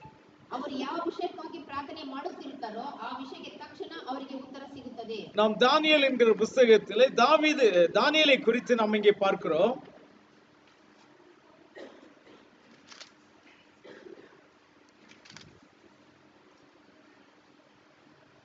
தானியேல் 9ஆம் அதிகாரம் 23ஆம் வசனம். ದಾನಿಯೇಲನ ಪುಸ್ತಕ 9ನೇ ಅಧ್ಯಾಯ 23ನೇ ವಚನ. ನಿನ್ನ ವಿಜ್ಞಾಪನೆಯು ಆರಂಭದಲ್ಲಿ ದೇವರ ಅಪ್ಪಣೆಯಾಯಿತು. ಅದನ್ನು ನಿನಗೆ ತಿಳಿಸಲು ಇಲ್ಲಿಗೆ ಬಂದಿದ್ದೇನೆ. ನೀನು ದೇವರಿಗೆ ಅತಿ ಪ್ರಿಯ. ಈ ದೈವ ಭಕ್ತಿಯನ್ನು ಯೋಚಿಸು. ಈ ದರ್ಶನವನ್ನು ಗ್ರಹಿಸಿಕೋ. ஆமென். ஹல்லேலூயா. ஹல்லேலூயா. நீ மிகவும் பிரியமானவன். ஆதலால் நீ வேண்டிக் கொள்ள தொடங்கின போதே கட்டளை வெளிப்பட்டது. நான் இதை அறிவிக்க வந்தேன் என்று சொல்லுகிறார். எப்போ கட்டளை வெளிப்பட்டது? அதாவது இவர் ஜெபத்திற்கு பதில் எப்போ வந்தது? ಈತನ ಪ್ರಾರ್ಥನೆಗೆ ಉತ್ತರ ಯಾವಾಗ ಸಿಕ್ಕಿತು? அவர் ஜெபத்தை முடித்து ஆமென் என்று சொன்ன பிறகு அல்ல. ಆತನ ಪ್ರಾರ್ಥನೆಯನ್ನು ಹೇಳಿ ಮುಗಿಸಿ ಆಮೇಲೆ ಅಂದ ಮೇಲೆ ಅಲ್ಲ. அவர் ஜெபிக்க தொடங்கின போதே ಆತನು ಪ್ರಾರ್ಥನೆ ಮಾಡುವ ಆರಂಭದಲ್ಲಿ அவர் ஜெபத்திற்கு பதிலாக தேவன் தம்முடைய தூதனை இவரிடத்திலே அனுப்புகிறார். ಆತನ ಪ್ರಾರ್ಥನೆಗೆ ಉತ್ತರವಾಗಿ ದೇವದೂತನನ್ನು ಆತನ ಬಳಿಗೆ ಕಳುಹಿಸುತ್ತಾನೆ. இவர் இன்னும் எத்தனை மணி நேரம் ஜெபித்தாரோ தெரியாது, ಈತನು ಎಷ್ಟು ಸಮಯ ಗಂಟೆಗಟ್ಟಲೆ ಪ್ರಾರ್ಥನೆ ಮಾಡಿದನೋ ಗೊತ್ತಿಲ್ಲ, அல்லது எத்தனை நாள் ஜெபித்தார் என்றும் நமக்கு தெரியாது. ಅಲ್ಲದೆ ಎಷ್ಟು ದಿನಗಳ ತನಕ ಆತನು ಪ್ರಾರ್ಥನೆ ಮಾಡಿದನೋ ಗೊತ್ತಿಲ್ಲ. ஆனால் இவர் ஜெபிக்க தொடங்கின உடனேயே ಆದರೆ ಈತನು ಪ್ರಾರ್ಥನೆ ಮಾಡಲು ಆರಂಭಿಸಿದಾಗಲೇ தேவன் பதிலை அனுப்பிவிட்டார். ದೇವರು ಉತ್ತರವನ್ನು ಕಳಿಸಿಬಿಟ್ಟನು. காரணம் என்ன? ಕಾರಣವೇನು? நீங்கள் ஜெபித்த பிறகுதான் தேவனுக்கு உங்களுடைய ஜெபம் தெரியும் என்றல்ல. ನೀವು ಪ್ರಾರ್ಥನೆ ಮಾಡಿದ ಮೇಲಿನ ದೇವರಿಗೆ ನಿಮ್ಮ ಪ್ರಾರ್ಥನೆ ಏನೆಂದು ಗೊತ್ತು ಬರುವುದಿಲ್ಲ. நீங்கள் ஜெபிப்பதற்கு முன்பாகவே உங்களுக்கு என்னது தேவை என்று உங்கள் தேவன் அறிந்திருக்கிறார். ನೀವು ಪ್ರಾರ್ಥನೆ ಮಾಡಿದ ಮುಂಚಿತವಾಗಿ ನಿಮಗೆ ಏನು ಅವಶ್ಯಕತೆ ಎಂದು ಆತನಿಗೆ ಚೆನ್ನಾಗಿ ಗೊತ್ತಿರುತ್ತದೆ. இவர் என்ன ஜெபிக்க போகிறார் என்று அவருக்கு ஏற்கனவே நன்றாக தெரியும். ಈತನು ಏನು ಯಾವುದರ ಬಗ್ಗೆ ಪ್ರಾರ್ಥನೆ ಮಾಡುತ್ತಾನೆ ಎಂದು ದೇವರಿಗೆ ಚೆನ್ನಾಗಿ ಗೊತ್ತಿರುತ್ತದೆ. அப்படி இருந்தும் ஏன் நான் ஜெபிக்க வேண்டும் என்று தேவன் விரும்புகிறார்? ಹಾಗಿದ್ದ ಮೇಲೆ ಏನಕ್ಕೋಸ್ಕರ ನಾವು ಪ್ರಾರ್ಥನೆ ಮಾಡಬೇಕೆಂದು ದೇವರು ಇಷ್ಟಪಡುತ್ತಾರೆ. அவருக்கு தான் தெரியுமே, எனக்கு பதிலை தந்து விடலாமே. ಆತನಿಗೆ ಗೊತ್ತಿದೆಯಲ್ಲ, ನನಗೆ ಉತ್ತರ ಕೊಡಬಹುದಲ್ಲ. அது அல்ல பிரியமானவர்களே. ಅದಲ್ಲ ಪ್ರಿಯರೇ. நீங்கள் ஜெபிக்க வேண்டும் என்று அவர் ஏன் விரும்புகிறார் தெரியுமா? ನೀವು ಪ್ರಾರ್ಥನೆ ಮಾಡಬೇಕೆಂದು ಏಕೆ ಆತನು ಇಷ್ಟಪಡುತ್ತಾನೆ ಗೊತ್ತಾ? உங்களோடு உள்ள உறவை பலப்படுத்திக் கொள்வதற்காக. ನಿಮ್ಮಲ್ಲಿ ಸಂಬಂಧವನ್ನು ಆತನು ಉತ್ತಮಪಡಿಸುವುದಕ್ಕೋಸ್ಕರ. நீங்கள் அவரிடத்திலே நெருங்கி வர வேண்டும் என்பதற்காக. ನೀವು ಆತನ ಸಮೀಪಕ್ಕೆ ಬರಬೇಕು ಎಂಬುದಕ್ಕೋಸ್ಕರ. நீங்கள் அவரிடத்திலே உரிமையோடு பேச வேண்டும் என்பதற்காக. ನೀವು ಆತನೊಂದಿಗೆ ಅಧಿಕಾರದಿಂದ ಮಾತನಾಡಬೇಕು ಎಂಬುದಕ್ಕೋಸ್ಕರ. அவர் உங்களை ஜெபிக்க சொல்லுகிறார். ಆತನು ನಿಮ್ಮನ್ನು ಪ್ರಾರ್ಥನೆ ಮಾಡಲು ಹೇಳುತ್ತಾನೆ. அல்லாமல் வேதவசனம் என்ன சொல்லுகிறது? ಅಲ್ಲದೆ ಸತ್ಯವೇದ ಏನನ್ನು ಹೇಳುತ್ತದೆ? நீங்கள் ஜெபிப்பதற்கு முன்பாகவே அவருக்கு உங்களுக்கு என்ன தேவை என்று தெரியுமா? ನೀವು ಪ್ರಾರ್ಥನೆ ಮಾಡೋದಕ್ಕೆ ಮುಂಚಿತವಾಗಿ ನಿಮಗೆ ಏನೇನು ಬೇಕೆಂದು ಆತನಿಗೆ ಗೊತ್ತಿದೆ. மத்தேயு 6ஆம் அதிகாரம் 9ஆம் வசனத்தை வாசிக்கலாம். ಮತ್ತೇಯನ ಪುಸ್ತಕ 6ನೇ ಅಧ್ಯಾಯ 8வது வசனம்.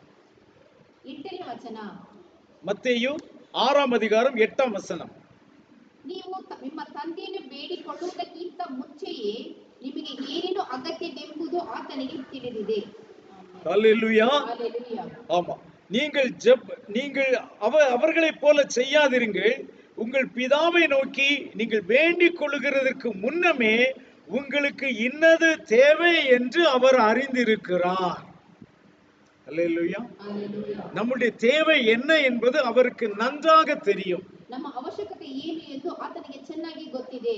இப்ப நன்றாக யோசித்துக் கொள்ளுங்கள். அவருக்கு தெரியும் என்றால் நான் ஏன் ஜெபிக்க வேண்டும் என்று அவர் எதிர்பார்க்கிறார். ಈಗ ಯೋಚನೆ ಮಾಡಿ ನೋಡಿರಿ, ಆತನಿಗೆ ಗೊತ್ತಿದೆ ಅಂದ ಮೇಲೆ ನಾನು ಯಾವುದಕ್ಕೋಸ್ಕರ ಆತನಿಗೆ ಪ್ರಾರ್ಥನೆ ಮಾಡಬೇಕು? பிள்ளைகள் பேச வேண்டும் என்று தகப்பன் எதிர்பார்க்கிறார். ಮಕ್ಕಳು ಮಾತನಾಡಬೇಕೆಂದು ತಂದೆ ಇಷ್ಟಪಡುತ್ತಾನೆ. ஹல்லேலூயா. ஹல்லேலூயா. தங்களுக்கு இடையில் உள்ள உறவை தன் பிள்ளைகள் பாராட்ட வேண்டும் என்று அவர் எதிர்பார்க்கிறார். ಆತನು ನಮ್ಮೊಂದಿಗೆ ಇಟ್ಟಿರುವ ಸಂಬಂಧವನ್ನು ಮಕ್ಕಳು ಹೊಗಳಬೇಕು ಎಂಬುದಕ್ಕೋಸ್ಕರ ಆತನು ಎದುರು ನೋಡುತ್ತಾನೆ. அதற்காகத்தான் நாம் ஜெபிக்க வேண்டும் என்று அவர் நம்மிடத்தில் எதிர்பார்க்கிறார். ಅದಕ್ಕೋಸ್ಕರ ಆತನ ಬಳಿಯಲ್ಲಿ ಪ್ರಾರ್ಥನೆ ಮಾಡಬೇಕು ಎಂಬುದನ್ನು ಆತನು ಎದುರು ನೋಡುತ್ತಾನೆ.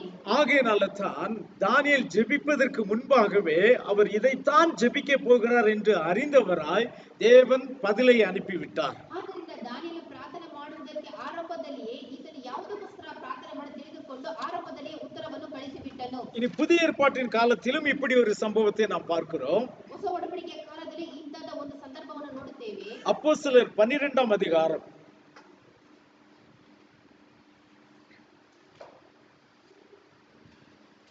அப்போஸ்தலர் 12ஆம் அதிகாரத்தில்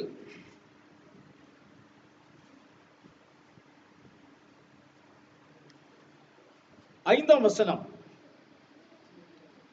அப்போஸ்தலர் 12:5. ಅಪೊಸ್ತಲರ ಕೃತ್ಯಗಳು 12ನೇ ಅಧ್ಯಾಯ 5ನೇ ವಚನ. ಪೇತ್ರನು ಸೆರೆಮನೆಯೊಳಗೆ ಕಾವಲಲ್ಲಿ ಇದ್ದಾಗ ಸಭೆಯವರು ಅವನಿಗೋಸ್ಕರ ಆಸಕ್ತಿಯಿಂದ ದೇವರಿಗೆ ಪ್ರಾರ್ಥನೆ ಮಾಡುತ್ತಿದ್ದರು. அப்படியே பேதுரு சிறைச்சாலையிலே காக்கப்பட்டு இருக்கையில் சபையார் அவனுக்காக தேவனை நோக்கி ஊக்கத்தோட ஜெபம் பண்ணினார்கள். அல்லேலூயா. ஹல்லேலூயா. யார் ஜெபம் பண்ணா? சபையிலே மூப்பரை பிடித்து என்ன செய்து விட்டார்கள்? ஜெயில்ல போட்டாங்க. ಸಭೆಯ ಸೇವಕರನ್ನು ಹಿಡಿದುಕೊಂಡು ಜೈಲಿನಲ್ಲಿ ಹಾಕಿದ್ದಾರೆ. எதற்காக? ஊழியம் பண்ணினதுக்காக. ಯಾವುದಕ್ಕೋಸ್ಕರ ಎಂದರೆ ಆತನು ದೇವರ ಸೇವೆ ಮಾಡಿದ್ದರಿಂದ. அப்ப அவரை ஜெயில்ல போட்ட உடனே ಆತನನ್ನು ಸೆರೆಮನೆಯಲ್ಲಿ ಹಾಕಿದ ತಕ್ಷಣ சபை எல்லாரும் ஒரு மனமாய் ஒன்று கூடி ಸಭೆಯವರೆಲ್ಲರೂ ಏಕ ಮನಸ್ಸಿಂದ ಒಟ್ಟಾಗಿ ಸೇರಿ இப்பொழுது அவருக்காக ஜெபித்துக் கொண்டிருக்கிறார்கள். ಈಗ ಆತನಿಗೋಸ್ಕರ ಅವರೆಲ್ಲರೂ ಪ್ರಾರ್ಥನೆ ಮಾಡುತ್ತಿದ್ದಾರೆ. அவர் விடுதலை அடைய வேண்டும் என்று ஜெபித்துக் கொண்டிருக்கிறார்கள். ಬಿಡುಗಡೆ ಹೊಂದಬೇಕು ಎಂಬುದಾಗಿ ಪ್ರಾರ್ಥನೆ ಮಾಡುತ್ತಿದ್ದಾರೆ. இப்படி அவர்கள் ஜெபித்துக் கொண்டிருக்கும் பொழுது ಈ ರೀತಿ ಅವರು ಪ್ರಾರ್ಥನೆ ಮಾಡುತ್ತಿರುವಾಗ இன்னும் 12ஆம் வசனத்தையும் சேர்த்து வாசிக்கலாம். 12th verse. ತರುವಾಯ ಅವನು ಯೋಚನೆ ಮಾಡಿಕೊಂಡು ಮಾರ್ಕನ್ ಎನಿಸಿಕೊಳ್ಳುವ ಯೋಹಾನನ ತಾಯಿಯಾದ ಮರಿಯಳ ಮನೆಗೆ ಬಂದನು. ಅಲ್ಲಿ ಅನೇಕರು ಕೂಡಿ ಬಂದು ಪ್ರಾರ್ಥನೆ ಮಾಡುತ್ತಿದ್ದರು. இப்ப இந்த பேதுரு அங்கே வருகிறார். பேதுரு அங்கே வரக்கூடிய நேரத்தில் கூட அங்க என்ன செஞ்சிட்டு இருக்கிறாங்க? ஜெபம் பண்ணி கொண்டிருக்கிறாங்க. ಪೇತ್ರನ ಸೆರೆಮನೆಯಿಂದ ಬಂದಾಗಲೂ ಕೂಡ ಅವರು ಆ ಮನೆಯಲ್ಲಿ ಪ್ರಾರ್ಥನೆ ಮಾಡುತ್ತಲೇ ಇದ್ದಾರೆ. அவர் ஜெயில்ல போனப்ப உடனே ஜெபம் பண்ண ஆரம்பிச்சாங்க. ಆತನ ಸೆರೆಮನೆಗೆ ಹೋಗಿದ ತಕ್ಷಣ ಪ್ರಾರ್ಥನೆ ಮಾಡಲು ಆರಂಭಿಸಿದರು. இன்னும் ஜெபம் பண்ணிக்கொண்டே இருக்கிறார்கள். ಪ್ರಾರ್ಥನೆ ಮಾಡುತ್ತಲೇ ಇದ್ದಾರೆ. அவர்கள் ஜெபம் பண்ணி கொண்டிருக்கிற வீடு பூட்டப்பட்டிருக்கிறது. ಅವರು ಪ್ರಾರ್ಥನೆ ಮಾಡುತ್ತಿರುವಂತ ಮನೆ ಬೀಗ ಹಾಕಲ್ಪಟ್ಟಿದೆ. காரணம் என்ன? அவர்கள் ரகசியமாக ஜெபித்துக் கொண்டிருக்கிறார்கள். ಕಾರಣ ಅವರು ಗುಪ್ತವಾಗಿ ಪ್ರಾರ್ಥನೆ ಮಾಡುತ್ತಿದ್ದಾರೆ. இப்படி அவர்கள் ஜெபித்துக் கொண்டு இருக்கும் பொழுது ಈ ರೀತಿ ಅವರು ಪ್ರಾರ್ಥನೆ ಮಾಡುತ್ತಿರುವಾಗಲೇ பேதுரு வந்து கதவை தட்டுகிறார். ಪೇತ್ರನು ಬಂದು ಬಾಗಿಲನ್ನು ಬಡಿಯುತ್ತಾನೆ. யாருக்காக ஜெபித்தார்கள்? ಯಾರಿಗೋಸ್ಕರ ಪ್ರಾರ್ಥನೆ ಮಾಡಿದರು? இந்த பேதுருவுக்காகத்தான் அவர்கள் ஜெபித்துக் கொண்டிருக்கிறார்கள். ಪೇತ್ರನಿಗೋಸ್ಕರವೇ ಅವರು ಪ್ರಾರ್ಥನೆ ಮಾಡುತ್ತಿದ್ದಾರೆ. ஜெயிலில் இருந்து அவர் விடுதலையாகி வர வேண்டும் என்று இவருக்காக ஜெபித்துக் கொண்டிருக்கிறார்கள். ಬಿಡುಗಡೆ ಹೊಂದಿ ಬರಬೇಕು ಎಂಬುದಕ್ಕೋಸ್ಕರ அவர்கள் ஜெபத்தை முடிக்கவில்லை. ಅವರು ಇನ್ನೂ ಪ್ರಾರ್ಥನೆಯನ್ನು ಮುಗಿಸಲಿಲ್ಲ. அவர்கள் ஜெபித்துக் கொண்டே இருக்கிறார்கள். ಪ್ರಾರ್ಥನೆ ಮಾಡುತ್ತಲೇ ಇದ್ದಾರೆ. அவர்கள் ஜெபித்துக் கொண்டு இருக்கும் பொழுது ಅವರು ಪ್ರಾರ್ಥನೆ ಮಾಡುತ್ತಿರುವಾಗಲೇ அவர்களுடைய ஜெபத்திற்கான பதில் வந்து கதவை தட்டுகிறது. ಅವರ ಪ್ರಾರ್ಥನೆಗೆ ಉತ್ತರವು ಬಾಗಿಲು ತಟ್ಟುತ್ತಾ ನಿಂತಿದೆ. ஹல்லேலூயா, ஹalleluya, ஹல்லேலூயா. எந்த விஷயத்திற்காக ஜெபித்துக் கொண்டிருக்கிறார்களோ அந்த பதிலே வந்து கதவை தட்டி கொண்டிருக்கு. ಯಾವ ವಿಷಯಕ್ಕೋಸ್ಕರ ಪ್ರಾರ್ಥನೆ ಮಾಡುತ್ತಿದ್ದಾರೋ ಆ ಉತ್ತರ ಬಂದು ಬಾಗಿಲು ತಟ್ಟುತ್ತಾ ನಿಂತಿದೆ. அப்ப பேதுரு வந்து அங்கே கதவை தட்டி கொண்டிருக்கிறார். ಆಗ ಪೇತ್ರನು ಬಂದು ಬಾಗಿಲು ತಟ್ಟುತ್ತಾ ನಿಂತಿದ್ದಾನೆ. ஆனால் அவர்களுக்கு நாம் ஜெபித்ததனுடைய பதில் வந்திருக்கிறது என்பதை விசுவாசிக்க முடியவில்லை. ಆದರೆ ಅವರಿಗೆ ನಾವು ಮಾಡಿದ ಪ್ರಾರ್ಥನೆಗೆ ಉತ್ತರ ಸಿಕ್ಕಿದೆ ಎಂಬುದು ಅವರು ನಂಬಲಿಲ್ಲ. அந்த 14ஆம் வசனத்திலே ಅವಳು ಪೇತ್ರನ ಧ್ವನಿಯನ್ನು ಗೊತ್ತು ಹಿಡಿದು ಸಂತೋಷ ನಿಮಿತ್ತದಿಂದಲೇ ಬಾಗಿಲು ತೆರೆಯದೆ ಒಳಗೆ ಓಡಿ ಹೋಗಿ ಪೇತ್ರನು ಬಾಗಿಲ ಮುಂದೆ ನಿಂತಿದ್ದಾನೆ ಎಂದು ತಿಳಿಸಿದಳು. ಅವರು ಅವಳಿಗೆ ನಿನಗೆ ಹುಚ್ಚು ಹಿಡಿದಿದೆ ಎಂದು ಹೇಳಿದರು. ஹல்லேலூயா, ஹalleluya. அவள் அந்த பெண் அவருடைய சத்தத்தை அறிந்தவளா இதோ பேதுரு இங்கே நிற்கிறார் என்று சொல்லுகிறாள். ಆತನ ಧ್ವನಿಯನ್ನು ಕೇಳಿದ ತಕ್ಷಣ ಆ ಸ್ತ್ರೀ ಹೋಗಿ ಪೇತ್ರನು ನಿಂತಿದ್ದಾನೆ ಎಂದು ಹೇಳಿದಳು. ஆனால் இங்கே ஜெபித்துக் கொண்டு இருக்கிறவர்களோ ಆದರೆ ಅಲ್ಲಿ ಪ್ರಾರ್ಥನೆ ಮಾಡುವವರಾದರೂ இல்ல அவரா இருக்காது, ಇಲ್ಲ ಅವರಿರುವುದಿಲ್ಲ, இது அவருடைய தூதனாக இருக்கலாம், ಇದು ಆತನ ದೂತನಾಗಿರಬಹುದು, அவர் வருவதற்கு வாய்ப்பே இல்லை. ಆತನ ಬರುವುದಕ್ಕೆ ಅವಕಾಶವೇ ಇಲ್ಲ. ஆனா ஜெபித்துக் கொண்டுதான் இருக்கிறார். அவர் வர வேண்டும் என்றுதான் ஜெபித்துக் கொண்டிருக்கிறார். ಆತನ ಬರಬೇಕು ಎಂಬುದಕ್ಕೋಸ್ಕರನೇ ಪ್ರಾರ್ಥನೆ ಮಾಡುತ್ತಿದ್ದಾರೆ. இன்றைக்கு நம்முடைய ஜெபத்தில் அநேகருடைய ஜெபம் இப்படி இருக்கலாம். ಈ ದಿನಗಳಲ್ಲಿ ನಮ್ಮವರ ಪ್ರಾರ್ಥನೆಗಳು ಅನೇಕರ ಪ್ರಾರ್ಥನೆ ಈ ರೀತಿಯಾಗಿ ಇರುತ್ತದೆ. நாம் ஒரு விஷயத்திற்காக ஊக்கமாய் ஜெபித்துக் கொண்டிருப்போம். ನಾವು ಒಂದು ವಿಷಯಕ್ಕಾಗಿ ತುಂಬಾ ಆಸಕ್ತಿಯಿಂದ ಪ್ರಾರ್ಥನೆ ಮಾಡುತ್ತಿರುತ್ತೇವೆ. அந்த ஜெபத்திற்கு பதில் வந்து நம்ம கதவை தட்டும் பொழுது ಆ ಪ್ರಾರ್ಥನೆಗೆ ಉತ್ತರ ಬಂದು ನಮ್ಮ ಬಾಗಿಲನ್ನು ತಟ್ಟುವಾಗ என் ஜெபத்திற்கு பதில் தான் அங்கே வந்து தட்டுகிறது என்பதை நாமே விசுவாசிக்க மாட்டோம். ನನ್ನ ಪ್ರಾರ್ಥನೆಗೆ ಉತ್ತರ ಬಂದು ಬಾಗಿಲು ತಟ್ಟುತ್ತದೆ ಎಂದು ನಾವೇ ನಂಬುವುದಿಲ್ಲ. கண்ணால் பார்த்தால் கூட விசுவாசிக்க மாட்டோம். ಕಣ್ಣಿಂದ ನೋಡಿದರೂ ನಾವು ನಂಬುವುದಿಲ್ಲ. இப்படித்தான் அநேகருடைய ஜெபம் இருக்கிறது. ಇದೇ ರೀತಿಯ ಅನೇಕರ ಪ್ರಾರ್ಥನೆಗಳಿವೆ. ஆனால் அங்கே உண்மையாகவே இவர்கள் ஜெபித்துக் கொண்டு இருக்கும் பொழுதே இவர்கள் ஜெபத்திற்கான பதில் அங்கே வந்துவிட்டது. ಖಂಡಿತವಾಗಲೂ ಅವರ ಪ್ರಾರ್ಥನೆ ಮಾಡುತ್ತಿರುವಾಗಲೇ ಅವರ ಪ್ರಾರ್ಥನೆಗೆ ಉತ್ತರವು ಬಂದು ಸಿಕ್ಕಿತು. அப்படி ஜெபத்திற்கு பதில் கொடுக்கிற தேவன் இன்றைக்கும் ஜீவனோடு இருக்கிறார். ಆ ರೀತಿ ಪ್ರಾರ್ಥನೆಗೆ ಉತ್ತರ ಕೊಡುವ ದೇವರು ಇಂದಿಗೂ ಜೀವಂತವಾಗಿದ್ದಾನೆ. நீங்கள் இன்றைக்கு விசுவாசத்தோடு ஜெபிப்பீர்களானால், ನೀವು ಇದರಲ್ಲಿ ನಂಬಿಕೆಯಿಂದ ಪ್ರಾರ್ಥನೆ ಮಾಡುವುದಾದರೆ, நீங்கள் ஜெபித்துக் கொண்டு இருக்கும் பொழுதே உங்கள் ஜெபத்திற்கு பதில் வரும். ನೀವು ಪ್ರಾರ್ಥನೆ ಮಾಡುತ್ತಿರುವಾಗಲೇ ಪ್ರಾರ್ಥನೆಗೆ ಉತ್ತರ ಸಿಗುತ್ತದೆ. ஹல்லேலூயா. ஹalleluya. அன்னாளை போல தன்னுடைய இருதயத்தை தேவனுடைய சமூகத்தில் நீங்கள் ஊற்றி ஜெபித்தால், ಹನ್ನಾಳ ಆಗಿ ನಿಮ್ಮ ಮನೋವ್ಯಥೆಯನ್ನು ದೇವರ ಸಮ್ಮುಖದಲ್ಲಿ ಉಯ್ದು ಪ್ರಾರ್ಥನೆ ಮಾಡಿದರೆ பதில் கிடைக்கும் முன்பே தேவ சமாதானம் உங்கள் இருதயத்திற்குள் வந்துவிடும். ಉತ್ತರ ಸಿಗುವುದಕ್ಕೆ ಮುಂಚಿತವಾಗಿ ದೇವರ ಸಮಾಧಾನವು ನಿಮ್ಮ ಹೃದಯದಲ್ಲಿ நான் ತುಂಬುತ್ತದೆ. சரியான இடத்திலே என்னுடைய ஜெபத்தை வைத்து விட்டேன். ನಾನು ಸರಿಯಾದ ಸ್ಥಳದಲ್ಲಿ ನನ್ನ ವಿಜ್ಞಾಪನೆಯನ್ನು ಇಟ್ಟಿದ್ದೇನೆ. இனிமேல் இதை குறித்து நான் கவலைப்பட வேண்டிய அவசியமே இல்லை. ಇನ್ಮೇಲೆ ಇದರ ಬಗ್ಗೆ ನಾನು ಚಿಂತೆ ಮಾಡುವ ಅವಶ್ಯಕತೆಯೇ ಇಲ್ಲ. என் தேவன் பார்த்துக் கொள்ளுவார். ನನ್ನ ದೇವರು ನೋಡಿಕೊಳ್ಳುವನು. ஹல்லேலூயா. ஹalleluya. அருமையான தேவ பிள்ளை, ಹೌದು ಪ್ರೀತಿಯ ದೇವರ ಮಕ್ಕಳೇ, உங்களிடத்தில் எந்த விண்ணப்பங்கள் இருந்தாலும் ನಿಮ್ಮ ಬಳಿಯಲ್ಲಿ ಯಾವ ರೀತಿಯ ವಿಜ್ಞಾಪನೆ ಇದ್ದರೂ நீங்கள் இன்றைக்கு கேட்ட வண்ணமாக நீங்கள் செபியுங்கள். ನೀವು ಕೇಳುವ ರೀತಿಯಲ್ಲಿ ಪ್ರಾರ್ಥನೆ ಮಾಡಿರಿ. அவர் தக்க தக்க சமயத்திலே உங்களுக்கு பதிலை தருவார். ಸರಿಯಾದ ಸಮಯದಲ್ಲಿ ಆತ ನಿಮಗೆ ಉತ್ತರವನ್ನು ಕೊಡುವನು. இந்த அப்போஸ்தலர்கள் ஜெபித்தது போல நீங்கள் ஜெபித்து முடிப்பதற்கு முன்பாகவே உங்கள் பதில் உங்கள் வாசல் கதவை தட்டி கொண்டிருக்கும். ಈ ಅಪೊಸ್ತಲರು ಪ್ರಾರ್ಥನೆ ಮಾಡಿದ ಹಾಗೆ ನೀವು ಪ್ರಾರ್ಥನೆ ಮಾಡಿ ಮುಗಿಸುವುದಕ್ಕೆ ಮುಂಚಿತವಾಗಿ ಉತ್ತರವನ್ನು ಬಾಗಿಲ ಬಳಿಯಲ್ಲಿ ನಿಂತುಕೊಳ್ಳುತ್ತದೆ. தானியேலை போல ஜெபிக்க தொடங்கும் பொழுதே பதில் வந்துவிடும். ದಾನಿಯೇಲ್ ಹಾಗೆ ಪ್ರಾರ್ಥನೆ ಮಾಡುವ ಆರಂಭದಲ್ಲಿ ನಿಮಗೆ ಉತ್ತರ ಸಿಗುತ್ತದೆ. அந்த தேவன் மாறாதவராக இன்றும் ஜீவனோடு இருக்கிறார். ಆ ದೇವರು ಮಾರದೆ ಇಂದಿಗೂ ಜೀವಂತವಾಗಿದ್ದಾನೆ. அவர் நேற்றும் இன்றும் என்றும் மாறாதவர். ಆತನು ನಿನ್ನೆ ಇವತ್ತು ಎಂದು ಮಾರ್ಪಡುವವನಲ್ಲ. அன்றைக்கு இப்படி பதில் கொடுத்திருந்தாரானால் ಆ ದಿನಗಳಲ್ಲಿ ಈ ರೀತಿ ಉತ್ತರ ಕೊಟ್ಟಿರುವುದಾದರೆ இன்றைக்கும் அப்படி பதில் கொடுக்க அவர் வல்லவராய் இருக்கிறார். ಈ ದಿನಗಳಲ್ಲಿ ಆ ರೀತಿ ಉತ್ತರ ಕೊಡಲು ಆತನು ಶಕ್ತನಾಗಿದ್ದಾನೆ. நீங்கள் செய்ய வேண்டியதெல்லாம் ஒரே ஒரு காரியம். ನೀವು ಮಾಡಬೇಕಾಗಿದ್ದು ಒಂದೇ ಒಂದು ವಿಷಯ. உங்கள் கவலைகளை எல்லாம் அவரிடத்தில் விட்டு விடுங்கள். ನಿಮ್ಮ ಚಿಂತೆ ಎಲ್ಲವೂ ಅವರ ಬಳಿಯಲ್ಲಿ ಇಟ್ಟು ಬಿಡಿ. உங்கள் பாரங்களை எல்லாம் அவர் மேல் வைத்து விடுங்கள். ನಿಮ್ಮ ಭಾರವೆಲ್ಲವನ್ನೂ ಆತನ ಮೇಲೆ ಇಟ್ಟು ಬಿಡಿ. உங்கள் விண்ணப்பங்களை எல்லாம் அவரிடத்தில் தெரியப்படுத்துங்கள். ನಿಮ್ಮ ವಿಜ್ಞಾಪನೆಗಳ ಎಲ್ಲವೂ ಆತನಿಗೆ ತಿಳಿಯಪಡಿಸಿರಿ. எந்த மனிதனிடத்திலும் போய் சொல்லிக் கொண்டிருக்காதீர்கள். ಯಾವ ಮನುಷ್ಯನ ಬಳಿಯಲ್ಲಿ ಹೇಳಿಕೊಳ್ಳಬೇಡಿ. எந்த மனுஷனும் உங்களுடைய விண்ணப்பங்களை அறிய முடியாது. ಯಾವ ಮನುಷ್ಯನ ವಿಜ್ಞಾಪನೆಗಳನ್ನು ಆಲಿಸುವುದಿಲ್ಲ. உங்கள் உள்ளத்தில் என்ன இருக்கிறது என்பதை எந்த மனிதனும் அறிய முடியாது. ನಿಮ್ಮ ಅಂತರಂಗದಲ್ಲಿ ಏನು ಇದೆ ಎಂಬುದನ್ನು ಯಾವ ಮನುಷ್ಯನು ತಿಳಿದುಕೊಳ್ಳಲು ಆಗುವುದಿಲ್ಲ. நீங்கள் தேவனுக்கு தெரியப்படுத்துங்கள். ನೀವು ದೇವರಿಗೆ ತಿಳಿಯಪಡಿಸಿರಿ. அப்பொழுது அவர் வெளியரங்கமாய் உங்களுக்கு பதில் அளிப்பார். ಆತನು ನಿಮಗೆ ಬಹಿರಂಗವಾಗಿ ಉತ್ತರ ಕೊಡುತ್ತಾನೆ. நீங்கள் நிச்சயமாக எல்லார் முன்னிலையிலும் அவரை துதிக்கும்படி அவர் செய்து விடுவார். ಖಂಡಿತವಾಗಲೂ ಎಲ್ಲರ ಮುಂದೆ ನೀವು ಆತನು ಸ್ತುತಿಸುವಂತೆ ಆತನು ಮಾಡುತ್ತಾನೆ. அவர் என்ன சொல்லி இருக்கிறார்? ಆತನು ಏನನ್ನು ಹೇಳಿದ್ದಾನೆ? ஆபத்து காலத்தில் என்னை நோக்கி கூப்பிடு. ನೀನು ಅಪಾಯದಲ್ಲಿ ನನ್ನನ್ನು ನೋಡಿ ಕರೆ. நான் உன்னை விடுவிப்பேன். ನಾನು ನಿನ್ನನ್ನು ಬಿಡಿಸುವೆನು. நீ என்னை மகிமைப்படுத்துவாய். ನೀನು ನನ್ನನ್ನು ಹೊಗಳುವಿ. நிச்சயமாகவே ಖಂಡಿತವಾಗಲೂ நம்மிடத்திலிருந்து அவர் மகிமையை பெற்றுக் கொள்ளுவார். ನನ್ನ ಮುಖಾಂತರ ಆತನ ಮಹಿಮೆಯನ್ನು ಪಡೆದುಕೊಳ್ಳುವನು. அந்த நம்பிக்கை நம்மை காட்டிலும் அவருக்கு இருக்கிறது. ಆ ನಂಬಿಕೆ ನಮಗಿಂತ ಹೆಚ್ಚಾಗಿ ಆತನಿಗೆ ಇದೆ. இன்றைக்கு அவருடைய பிள்ளைகளா இருக்கிற நாம் ಈ ದಿನಗಳಲ್ಲಿ ನಾವು ಆತನ ಮಕ್ಕಳಾಗಿರುವಂತ ನಾವು ஒரு காரணம் இல்லாமல் இங்கே வந்து உட்காரவில்லை. ಯಾವ ಕಾರಣವೂ ಇಲ್ಲದೆ ಇಲ್ಲಿ ಬಂದು ಕುಳಿತುಕೊಳ್ಳಲು ಆಗುವುದಿಲ್ಲ. நிச்சயமாகவே நம்மை குறித்து அவர் நினைத்திருக்கிறார். ಖಂಡಿತವಾಗಲೂ ನಮ್ಮನ್ನು ಕುರಿತು ಆತನ ಜ್ಞಾಪಕ ಮಾಡಿಕೊಂಡಿದ್ದಾನೆ. ஆகையினால தான் இன்றைக்கு அவருடைய சமூகத்திலே நாம் உட்கார்ந்து அவருடைய வார்த்தையை கேட்டுக்கொண்டிருக்கிறோம். ಆದ್ದರಿಂದ ಆತನ ಸಮ್ಮುಖದಲ್ಲಿ ಕುಳಿತುಕೊಂಡು ಆತನ ವಾಕ್ಯಗಳನ್ನು ಕೇಳುತ್ತಿದ್ದೇವೆ. அப்படி உங்களை நினைத்து அவர் அவருடைய சமூகத்திலே உங்களை கொண்டு வந்திருப்பாரானால் ಆ ರೀತಿ ಆತನ ಯೋಚನೆ ಮಾಡಿ ಆತನು ನಿಮ್ಮನ್ನು ಆತನ ಬಳಿಗೆ ಕರೆದುಕೊಂಡು ಬಂದಿರುವುದಾದರೆ உங்கள் விண்ணப்பங்களை கேட்க அவர் ஆசையா இருக்கிறார். ನಿಮ್ಮ ವಿಜ್ಞಾಪನೆ ಕೇಳಲು ಆತನು ತುಂಬಾ ಪ್ರಿಯವಾಗಿದ್ದಾನೆ. நீங்கள் கேட்பீர்கள், உடனே உங்களுக்கு பதில் கொடுக்க வேண்டும் என்று ஆவலோடு காத்து கொண்டிருக்கிறார். ನೀವು ಕೇಳಿಬಿರಿ, ನಿಮಗೆ ಉತ್ತರ ಕೊಡಬೇಕು ಎಂದು ಆತನು ತುಂಬಾ ಕಾಯ್ದುಕೊಂಡಿದ್ದಾನೆ. நீங்கள் கேட்பது மட்டுமல்ல, ನೀವು ಕೇಳುವುದು ಮಾತ್ರವಲ್ಲ, ராஜ்யத்தின் பாதியை கேட்டாலும் கொடுக்க அவர் ஆயத்தமா இருக்கிறார். ರಾಜ್ಯದಲ್ಲಿ ಅರ್ಧವನ್ನು ಕೇಳಿದರೂ ಆತನು ಕೊಡಲು ಸಿದ್ಧವಾಗಿದ್ದಾನೆ. கேட்க நீங்கள் ஆயத்தமா இருக்கிறீர்களா? ಕೇಳಲು ನೀವು ಸಿದ್ಧವಾಗಿದ್ದೀರಾ? அவராலே கூடாத காரியம் ஒன்றும் இல்லை. ಆದ್ದರಿಂದ ಆಗದ ಕಾರ್ಯವು ಯಾವುದೂ ಇಲ್ಲ. இதையெல்லாம் தேவன் பதில் கொடுக்க முடியுமா என்று நீங்கள் யோசிக்க வேண்டாம். ಇವುಕ್ಕೆಲ್ಲವೂ ದೇವರು ಉತ್ತರ ಕೊಡಲು ಆಗುತ್ತದಾ ಎಂದು ಯೋಚನೆ ಮಾಡಬೇಡ. உங்கள் ஜெபத்திற்கு பதில் கொடுக்க அவர் உங்கள் தகுதியை பார்ப்பதில்லை. ನಿಮ್ಮ ಪ್ರಶ್ನೆಗೆ ಉತ್ತರ ಕೊಡಲು ಆತನು ನಿಮ್ಮ ಯೋಗ್ಯತೆಯನ್ನು ನೋಡುವುದಿಲ್ಲ.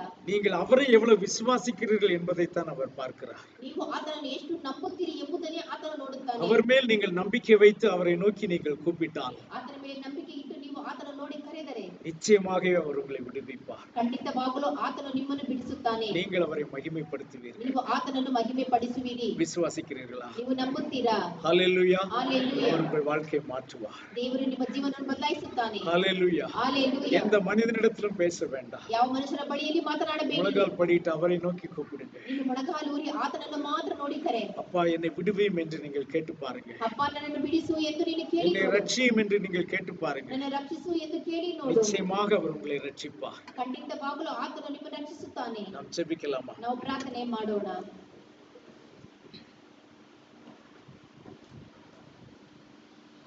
விண்ணப்பத்தை கேட்பவரே,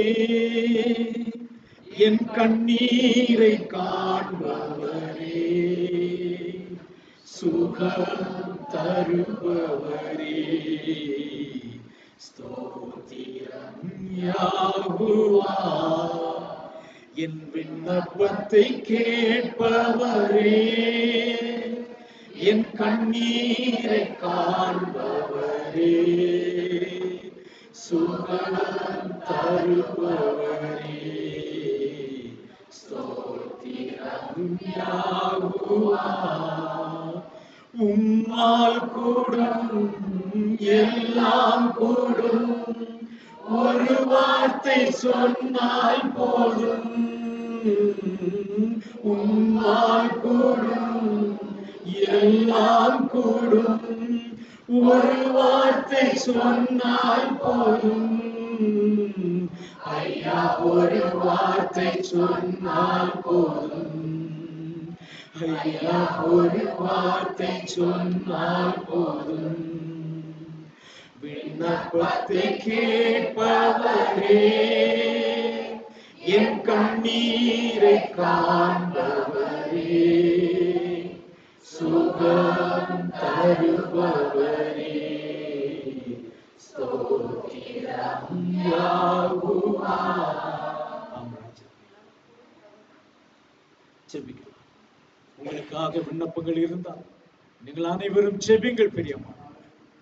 அது எப்படிப்பட்ட விண்ணப்பங்களா இருந்தாலும் சரி, நீங்கள் அவரை நோக்கி கேளுங்கள் பிரியமானவர்களே. நம்பிக்கையோடு கேளுங்கள், முழு விசுவாசத்தோடு நீங்கள் கேளுங்கள். உங்கள் ஜெபத்தை நிச்சயமாக கேட்டு அவர் நிச்சயமாக பதில் கொடுப்பார்.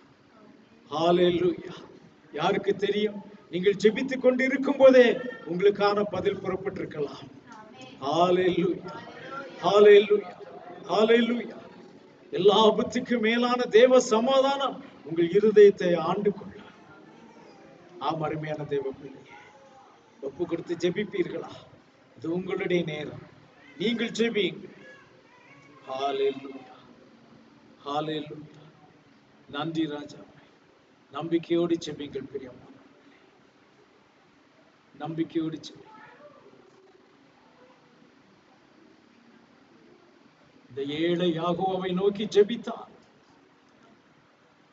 அவர் அவனுடைய ஜெபத்தை கேட்டு அவனுடைய எல்லா இடுக்கண்களுக்கும் அவனை நீங்களாக்கி மீட்டார். ஹல்லேலூயா. நன்றி ராஜா, நன்றி ராஜா. உம்மிடத்தில் வருகிறேன் ஐயா. என் ஜெப விண்ணப்பத்தை கொண்டு நான் உம்மிடத்தில் வருகிறேன் ஐயா. இதோ பிள்ளைகள் உம்மை நோக்கி ஜெபித்துக் கொண்டிருக்கிறார்கள் ஐயா. அவர்கள் தேவைகள் எல்லாம் உண்மையாய் அறிந்தவர் நீர் மாத்திரமே அப்பா. ஹல்லேலூயா. இந்த ஜெபத்தை கேட்டு பதில் எழுப்பினார், பதில் எழுப்பினார். நீர் அவர்களை தொடுவதை, நீர் அவர்களை ஆசுவாசப்படுத்துவதை அவர்கள் உணரும்படியாய் செய்யும். என் தேவனிடத்தில் சொல்லிவிட்டேன், இனிமேல் நான் கவலையே பட மாட்டேன் என்று தைரியப்படும்படியா பிள்ளைகளுடைய உள்ளத்திலே நீர் பேச. ஹல்லேலூயா, ஹல்லேலூயா. ஜெபிக்கலாம். எங்கள் பரலோக பிதாவே, நல்ல வேளைக்காக உமக்கு நன்றி ராஜா. தேவரீர் உடைய வார்த்தை கொண்டு எங்களோடு பேசினீர் என்று நாங்கள் விசுவாசிக்கிறோம். உடைய பிள்ளைகளுடைய விண்ணப்பங்களை நீ கேட்டதற்காக உமக்கு நன்றி. Our Heavenly Father, we praise and thank you. You are the one who hears our prayer. I believe, Father, you heard the prayers of your children and send the deliverance right now, Father. உடைய பிள்ளைகளுடைய ஜெபத்தை கேட்டு நீர் விடுதலை அனுப்பினீர் என்று நாங்கள் விசுவாசிக்கிறோம். இனிமேல் உங்களுடைய பிள்ளைகள் துக்கமுகமாய் இருக்காதபடி காத்துக்கொள்ளும் ஐயா. Let there be no sadness in their face, Father. Hallelujah. உடைய பிள்ளைகள் உம்மை மகிமைப்படுத்தும்படியா உம்முடைய ரட்சிப்பு அவர்களுக்கு முன்பாக வெளிப்படட்டும் ராஜாவே. As your children to glorify you, let your salvation come before them, Father. கேட்ட சாட்சிகளுக்காக உமக்கு நன்றி. இன்னும் அதிகமான அற்புதங்களையும் அடையாளங்களையும் எங்கள் நடுவிலே நீர் செய்வீராக. Father, we thank you for the testimonies we heard. Father, we believe that you will do more miracles and wonders in our midst. சகோதரர் திவாகரனுக்கு கொடுத்த விடுதலைக்காக உமக்கு நன்றி ராஜா. சீக்கிரத்தில் சுகமாகி உம்முடைய சமூகத்தில் வந்து சாட்சி சொல்லும்படியாக நிற்கிற வந்திருக்கிற பிள்ளைகள் ஒவ்வொருவரையும் பேர் பேராய் தனித்தனியாய் ஆசீர்வதித்தார். Father, I pray you bless everyone as individual and as a family, Father. எங்கள் மீட்பரும் இரட்சகருமாகிய யாகூஷுவ மசீக நாமத்தினாலே வேண்டிக் கொள்கிறோம் பிதாவே. ஆமென். யாகூவா உங்களை ஆசீர்வதிப்பாராக. யாகூவா ஷல்லோம். ஆமென். ஹல்லேலூயா. ஹல்லேலூயா. யாகூவா ஷல்லோம். யாகூவா ஷல்லோம்.